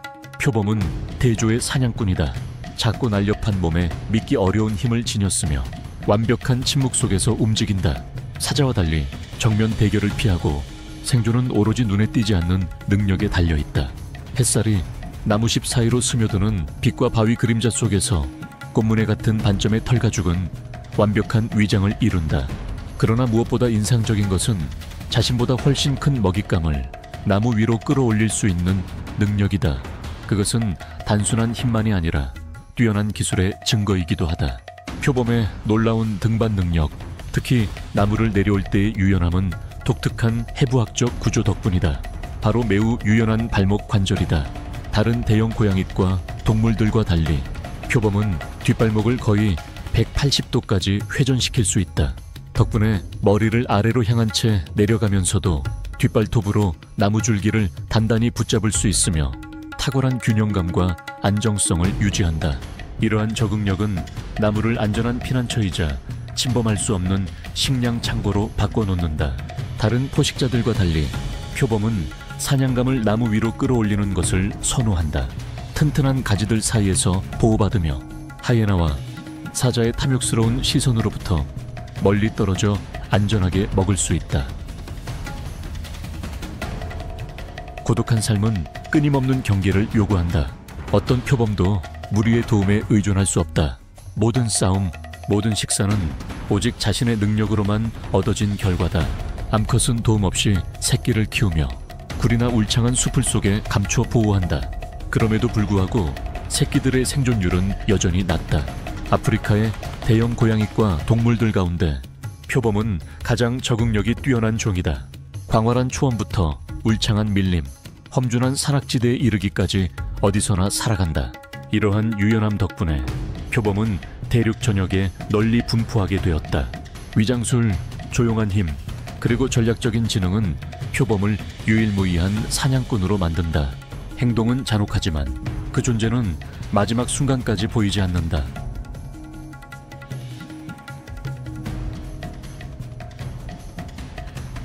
높은 나무 꼭대기, 초원의 푸르른 장관 위에서 이상한 회의가 열리고 있다. 새들이 마치 검은 망토를 두른 현자들처럼 어깨를 움츠린 채 세상을 내려다본다. 이들은 바로 마라부 황사이다. 그들의 몸은 무겁고 다소 어색해 보이지만 한번 하늘로 날아오르면 더 이상 땅 위의 방랑자가 아니라 하늘의 지배자로 변한다. 길이가 10피트에 이르는 거대한 날개가 그들을 들어 올리며 마치 하늘이 직접 손을 내민 듯하다. 마라부 황사에는 청소부새, 즉 죽음을 정리하는 존재다. 그들의 임무는 생명을 유지하기 위해 죽음의 흔적을 치우는 것이다. 사냥하지도 쫓지도 않는다. 그들은 마지막에 도착한다. 생태계의 문지기, 그들이 바로 자연의 균형을 지키는 최후의 수호자다. 이곳에서 잠베지강의 물줄기는 수천 마일에 걸쳐 힘을 모은 끝에 마침내 거대한 절벽과 맞선다. 높이 300피트가 넘는 곳에서 떨어지는 물은 막을 수 없는 힘으로 내리꽂히며 수십 마일 밖에서도 들리고 보이는 물보라 기둥을 만들어낸다. 절벽은 약 한 마일과 4분의 1 길이로 양쪽 강둑을 잇는다. 이곳은 시야 전체를 뒤덮는 거대한 물의 장막이다. 빅토리아 폭포가 범람기에 이를 때면 마치 행성 그 자체가 목소리를 내는 듯하다. 강물은 더 이상 단순한 물이 아니라 순수한 힘이 된다. 그것은 한 방울씩 떨어지는 빗물이 아니라 움직이는 거대한 벽처럼 쏟아지는 액체 천둥이다. 이 안개 덕분에 현지 식생, 즉 무성한 열대우림이 건기에도 생존할 수 있다. 빅토리아 폭포는 짐바브웨와 잠비아 두 나라의 국경 위에 자리하고 있다. 물은 경계를 모른다. 하지만 인간은 그 위에 선을 그었다. 이 영원한 물안개는 또 하나의 놀랍고 희귀한 자연현상을 만들어낸다. 바로 달무지개, 즉 문보우다. 보름달이 뜬 밤, 달빛이 충분히 밝으면 공기 중의 물방울을 굴절시켜 어둠 속에서 희미하고 고요한 무지개를 만들어낸다. 지구상에서도 이 초현실적인 장관을 볼 수 있는 곳은 극히 드물다. 빅토리아 폭포라는 현대적 이름은 비교적 최근에 붙여졌다. 1855년 스코틀랜드의 선교사이자 탐험가 데이비드 리빙스턴이 처음으로 이 절벽에 다다라 눈앞에 펼쳐진 거대한 협곡을 목격했다.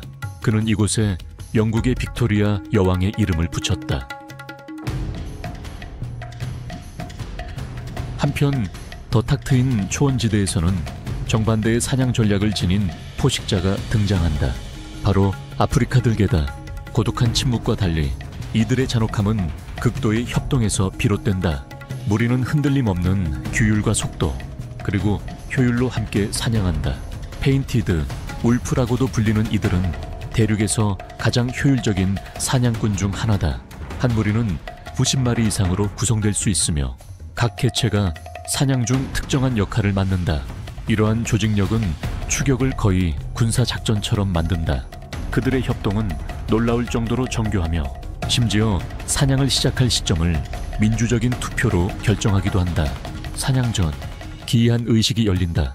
그것은 재채기 의회라 불리는 의식이다. 손이 아닌 숨으로 하는 투표다. 상위 개체가 재채기를 하면 몇 번의 재채기만으로도 무리가 출발하지만 하위 개체가 신호를 시작하면 더 많은 재채기, 동의가 필요하다. 이들의 사냥 기술은 지구력에 기반한다. 고양이과의 번개 같은 급습과 달리 들개는 먼 거리를 달리며 먹잇감을 지치게 만든다. 마일을 지나 마일을 달리며 무리의 개체들이 번갈아 선두를 맡아 먹잇감이 실수를 저지르게 만든다. 희생물이 숨이 닿을 때쯤 전체 무리가 완벽하게 협조하여 공격한다. 그 효율성은 경이로워 일부 지역에서는 성공률이 70%를 넘는다. 고양이과가 먹잇감을 질식시킨 뒤 먹는 것과 달리 들개는 사냥감이 아직 살아있는 상태에서도 즉시 먹기 시작한다. 그들의 사회 구조 또한 매우 주목할 만하다. 번식을 담당하는 집에 쌍이 있으며 나머지 개체들은 새끼를 키우는 일을 돕는다. 사냥을 마치고 무리가 돌아오면 그들은 새끼나 부상당한 개체 혹은 병든 개체에게 먹은 음식을 토에 나눠준다. 그래서 아프리카 들개는 집단 사냥에서 냉혹하지만 동시에 다른 포식자들에게서는 보기 힘든 사회적 유대에 의존하는 독특한 사냥꾼이다.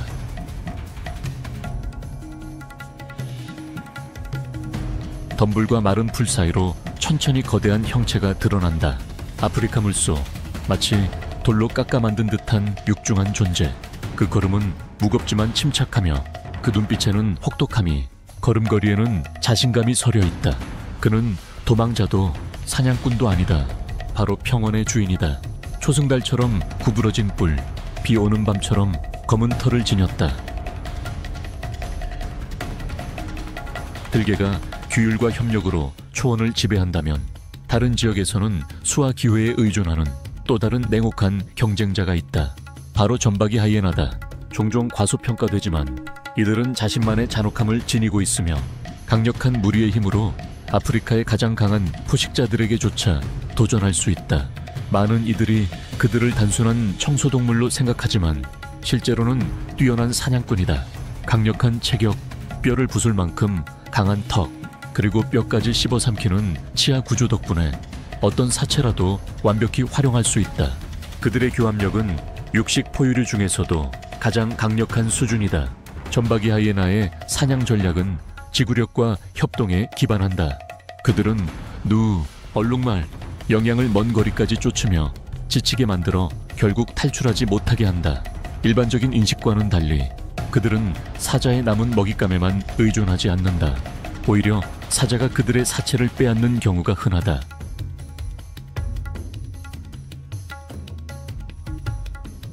하이에나의 사회생활은 매우 복잡하며 목의 중심의 체계로 운영된다. 암컷이 수컷을 지배하며 80마리가 넘는 무리를 이끈다. 이러한 지배는 단순한 행동이 아니라 포유류 중에서도 가장 특이한 생물학적 특징 중 하나로 강화된다. 몸속의 남성 호르몬인 안드로겐 농도가 매우 높기 때문에 암컷은 수컷보다 크고 더 공격적이며 수컷과 매우 유사한 외부 생식기를 가진다.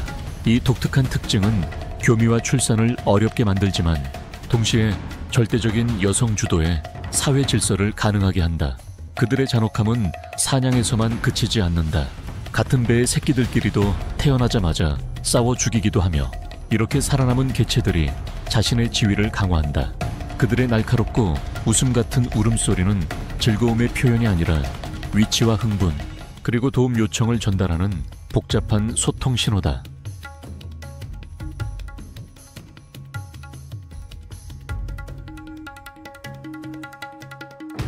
건조한 평원 위로 부드러운 황금빛 햇살이 퍼진다. 덤불 사이에서 얼룩말 무리가 나타난다. 각각의 얼룩말은 자신만의 독특한 줄무늬를 지녔으며 그것은 일종의 개인 여권과도 같다. 줄무늬는 단순한 장식이 아니다. 그것은 키 큰 풀 속에서 위장 역할을 하며 달릴 때 포식자의 시각을 혼란스럽게 만든다. 또한 특정한 파장으로 빛을 반사해 곤충의 공격을 막아주는 효과도 있다. 개별적으로는 한 마리의 목표일 뿐이지만 함께 있을 때는 살아있는 환영처럼 검은색과 흰색의 강이 평원을 흐르며 경계가 사라지고 개체들은 하나의 최면적인 전체로 녹아든다. 얼룩말 무리는 느긋하게 풀을 뜯는다. 그들은 뛰어난 청각과 예리한 시각을 지녔다. 몇몇은 먹고 다른 몇몇은 머리를 들어 주변을 살핀다. 그것이 바로 그들의 힘이다. 연대야말로 얼룩말이 살아남는 이유다.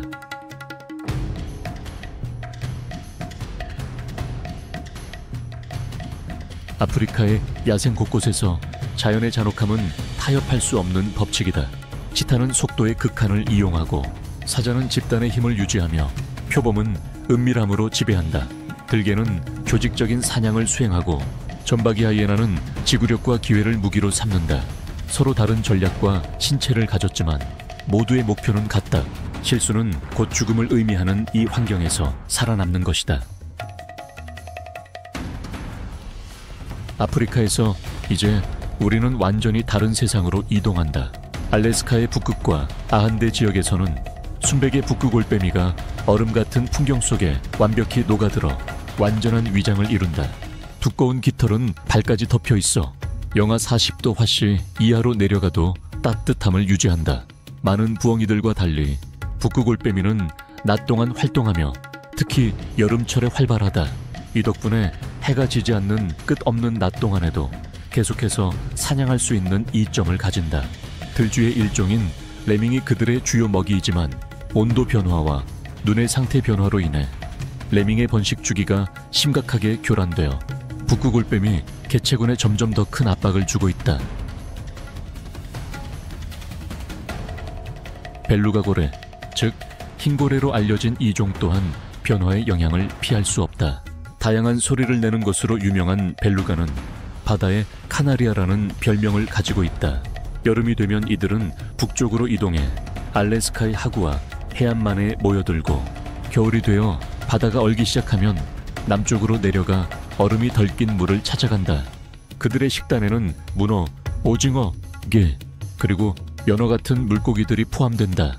벨루가의 가장 중요한 능력 중 하나는 음파를 이용한 반향 정위, 즉 소리를 이용해 먹잇감을 찾는 능력이다. 하지만 기후 변화로 인해 빙하가 빠르게 녹으면서 그들의 자연 서식지가 변화하고 있다. 선박과 산업 활동에서 발생하는 수중 소음 또한 그들의 의사소통과 반향 능력을 방해할 수 있다.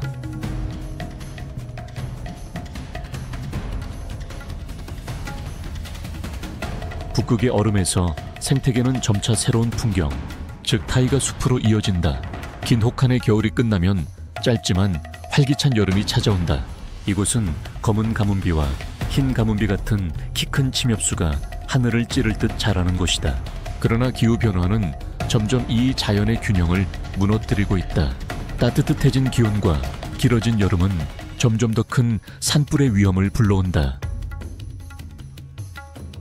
알래스카는 미국 곰 개체수의 98%를 차지하는 불곰의 천국이다. 수컷 불곰은 몸무게가 최대 1,500파운드에 달하며 힘과 생명력의 상징처럼 보인다. 불곰은 잡식성이지만 타이가 지역에서 가장 중요한 먹이는 연어다.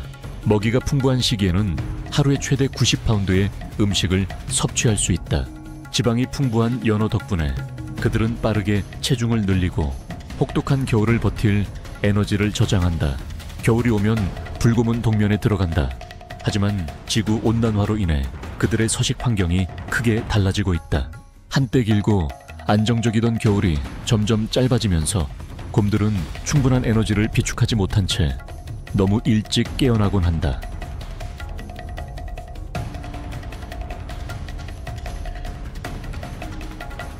한편 바위산 비탈에서는 다량 양이 조심스럽게 발걸음을 옮긴다. 이들은 알래스카 산악 지역을 상징하는 동물로 작은 무리를 이루어 높은 고도에서 살아간다. 두꺼운 털은 혹독한 겨울을 견디기 위한 필수 요소다. 그러나 서식지가 변하면서 이들은 점점 더 극한의 환경에 직면하고 있다. 험준한 고원지대에서 번성하는 또 다른 종은 사념소다. 이들은 1000에서 3000피트의 높은 곳에서도 살 수 있을 만큼 놀라운 적응력을 지녔다. 그들의 발굽은 단단한 표면과 부드러운 패드로 이루어져 미끄러운 바위 위에서도 단단히 버틸 수 있다. 다량양과 마찬가지로 사념소 역시 고산식물의 감소로 인한 먹이 부족에 시달리고 있다. 알래스카무스, 즉 북미 사슴 중 가장 거대한 종 또한 타이가의 혹독한 환경에 적응해야 한다. 수생식물을 포함한 다양한 식물을 먹으며 호수나 늪지 그리고 큰 물가 근처에 서식한다. 짝짓기철은 9월에서 10월 사이로 거대한 뿔을 가진 수컷들이 짝짓기 권리를 두고 격렬히 싸운다. 그러나 최근 연구에 따르면 짧아진 겨울과 감소한 강설량이 타이가 숲의 식생을 변화시켜 알래스카무스의 주요 먹이원을 줄이고 있다고 한다.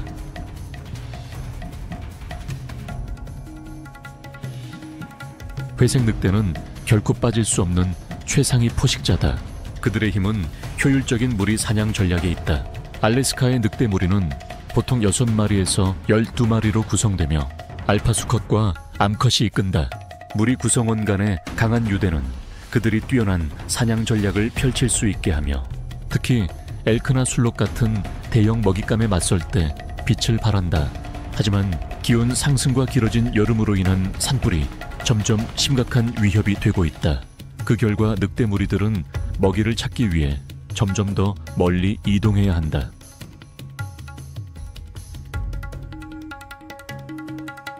타이가의 고대 숲길을 떠도는 것은 고독한 전사, 울버린이다. 족제비과 중 가장 큰 이 동물은 놀라운 힘과 지구력으로 유명하다. 한 마리의 울버린은 먹이나 영역을 지키기 위해 하루에 15마일 이상 이동할 수 있다. 겨울이 되어도 대부분의 동물과 달리 울버린은 동면하지 않는다.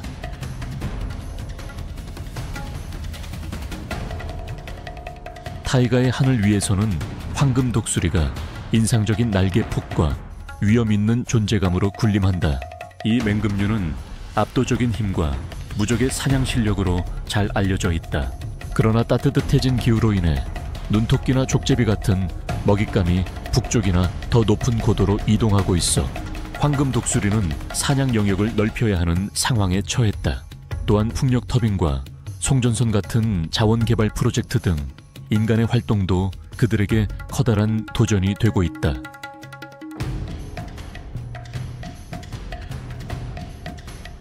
알래스카에 서식하는 또 다른 대표적인 맹금은 바로 미국의 상징인 흰머리 독수리다. 강과 호수가 울창한 숲을 가로지르는 곳곳에 흰머리 독수리는 나무 꼭대기나 절벽 위에 거대한 둥지를 튼다. 둥지는 나뭇가지와 잎으로 만들어지며 어떤 것은 무게가 거의 1200파운드에 달한다. 다른 야생동물들과 마찬가지로 흰머리 독수리 역시 기후변화와 인간의 활동으로 인한 심각한 위협에 직면해 있다.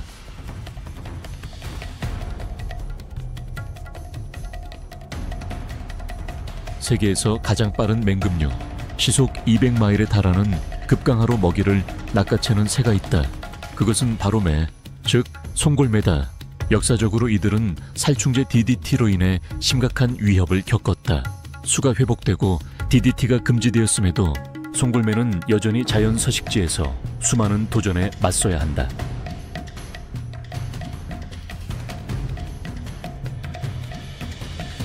타이가를 지나 여정은 알래스카의 광활한 해안선으로 이어진다. 이곳에서 알래스카의 해안 및 해양 생태계가 시작된다. 54천 마일이 넘는 해안선을 지닌 알래스카는 세계에서 가장 크고 풍부한 연안 생태계 중 하나를 자랑한다. 또한 이곳은 회색 늑대와 불곰 같은 포식자들이 바다로부터 먹이를 찾아 이동하는 통로이기도 하다.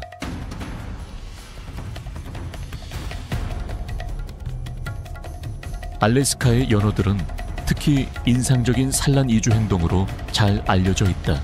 왕연어, 홍연어, 곰치연어, 은연어 등이 그 예다. 이들은 여름말과 초가을 사이 민물 하천과 호수에서 산란한다.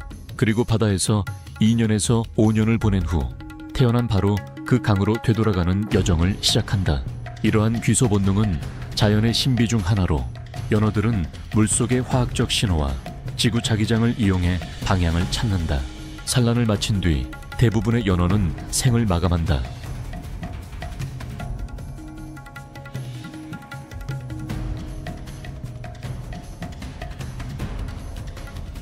알래스카 연안의 바다는 3,700종이 넘는 해양 무척 추동물의 서식지이다. 이들은 해양 생태계에서 핵심적인 역할을 하며 물고기와 바다새, 해양 포유류의 주요 먹잇감이 된다. 그러나 기후변화는 이들 종에 심각한 혼란을 일으키고 있다. 해수 온도의 상승은 성장과 분포에 영향을 줄 뿐 아니라 해양 산성화 과정을 가속화시키고 있다.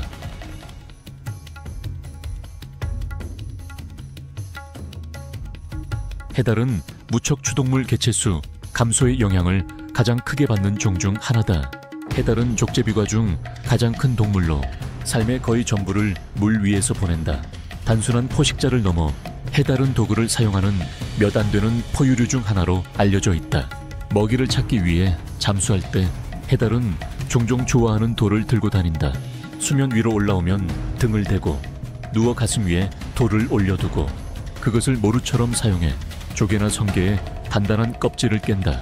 해달은 해안 생태계의 균형을 유지하는 핵심 포식자로서 성게 개체수를 조절함으로써 다시마 숲을 보호한다. 만약 성게가 통제되지 않으면 지나친 섭식으로 다시마 숲이 파괴될 수 있다.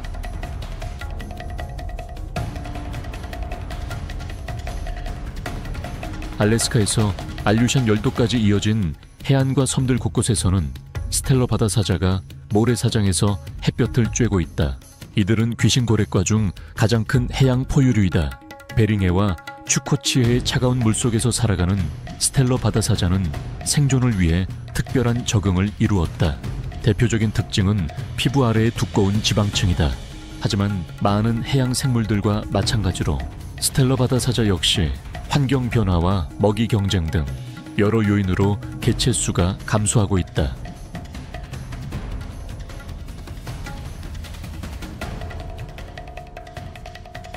알래스카 연안의 바다에는 범고래가 널리 분포하며 놀라운 사냥 실력으로 잘 알려져 있다. 킬러 와일이라 불리지만 실제로는 돌고래과에 속한다. 유연한 사냥 전략과 막강한 힘 덕분에 범고래는 알래스카뿐 아니라 전 세계 바다의 최상위 포식자로 군림한다. 그러나 이들도 기후변화의 영향을 피할 수는 없다. 해수 온도가 상승함에 따라 익숙했던 사냥터가 점점 좁아지고 있는 것이다.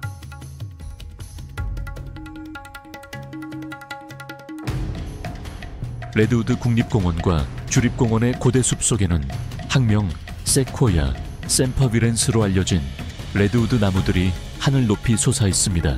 이 나무는 지구상에서 가장 키가 큰 종으로 하이페리온이라는 개체는 무려 3cm 8피트까지 자랐습니다. 이 거대한 나무들은 수천 년을 살아오며 평균 수명은 500년에서 2000년 정도이고 어떤 나무들은 1200년을 넘게 생존하기도 했습니다. 레드우드는 공룡이 살던 시기인 1억 6천만 년 전부터 지구에 존재해 왔습니다. 뿌리가 깊지 않음에도 불구하고 나무의 뿌리망은 기초에서 최대 100피트까지 뻗어 복잡한 네트워크를 이루며 폭풍이나 홍수에도 쓰러지지 않게 지탱해줍니다. 울창한 숲의 그늘 아래에는 조용히 숨어있는 포식자들이 있습니다. 그들은 해질 무렵과 밤에 활동합니다. 바로 학명 푸마 콘콜로린 퓨마, 즉 산사자입니다. 이들은 공원 내에서 가장 큰 고양이과 동물이자 먹이사슬의 최상위 포식자입니다. 놀라울 정도의 은신 능력을 지닌 산사자는 바위, 쓰러진 나무, 경사면을 이용해 몰래 접근하며 사냥의 기회를 노립니다. 높은 에너지 요구량을 충족하기 위해 산사자 한 마리는 하루에 약 8에서 10파운드의 고기를 섭취해야 합니다. 루스벨트 큰 사슴, 특히 어린 개체나 약한 개체가 주요 사냥 대상입니다. 적절한 순간이 오면 산사자는 번개처럼 달려들어 12에서 15m에 달하는 도약을 합니다. 먹이의 목이나 척추를 노린 결정적인 공격은 단 몇 초 만에 끝납니다. 산사자의 존재는 초식동물 개체수를 조절해 레드우드 숲 아래의 식생이 건강하게 번성하도록 돕습니다. 미국의 상징인 흰머리 독수리는 단순한 최상위 포식자일 뿐 아니라 생태계의 균형을 유지하는 데 중요한 역할을 합니다. 강과 호수, 해안선을 따라 흰머리 독수리는 둥지를 트는데 보통 물가 근처의 높은 나무 위에 둥지를 짓습니다. 그들의 둥지는 동물 세계의 경이로움으로 지름이 최대 8피트, 무게는 400에서 450파운드에 달합니다. 흥미로운 점은 지난 10년 동안 캘리포니아 지역의 흰머리 독수리 개체 수가 20% 이상 증가했다는 것입니다. 한때 1960년대와 1970년대에는 살충제 DDT의 피해로 멸종 위기에 처했지만 보존 노력 덕분에 다시 강하게 회복했습니다. 그들의 식단 중 70에서 90%는 물고기이며 치누크 연어와 코호 연어 같은 어종이 주요 영양원입니다. 최대 8피트에 이르는 날개 길이를 가진 흰머리 독수리는 우아하게 하늘을 활공합니다. 인간보다 4~5배나 예리한 시력을 지닌 그들의 눈은 살아있는 쌍안경이라 불릴 만합니다. 목표물을 포착하면 흰머리 독수리는 시속 100마일에 달하는 속도로 급강하하며 날카로운 발톱으로 먹이를 단번에 붙잡습니다. 아프리카의 초원에서 알래스카의 얼음대지, 그리고 캘리포니아의 고대 숲까지 우리의 여정은 지구에서 가장 놀라운 생태계를 지나왔습니다. 포식제서부터 가장 작은 생물에 이르기까지 모든 생명체는 복잡한 생명의 그물 속에서 없어서는 안 될 역할을 합니다. 오늘도 함께해 주셔서 감사합니다. 앞으로도 흥미로운 야생 세계와 매혹적인 생물들을 소개할 영상들을 놓치지 않도록 구독 잊지 마세요. 다음 영상에서 다시 만나요.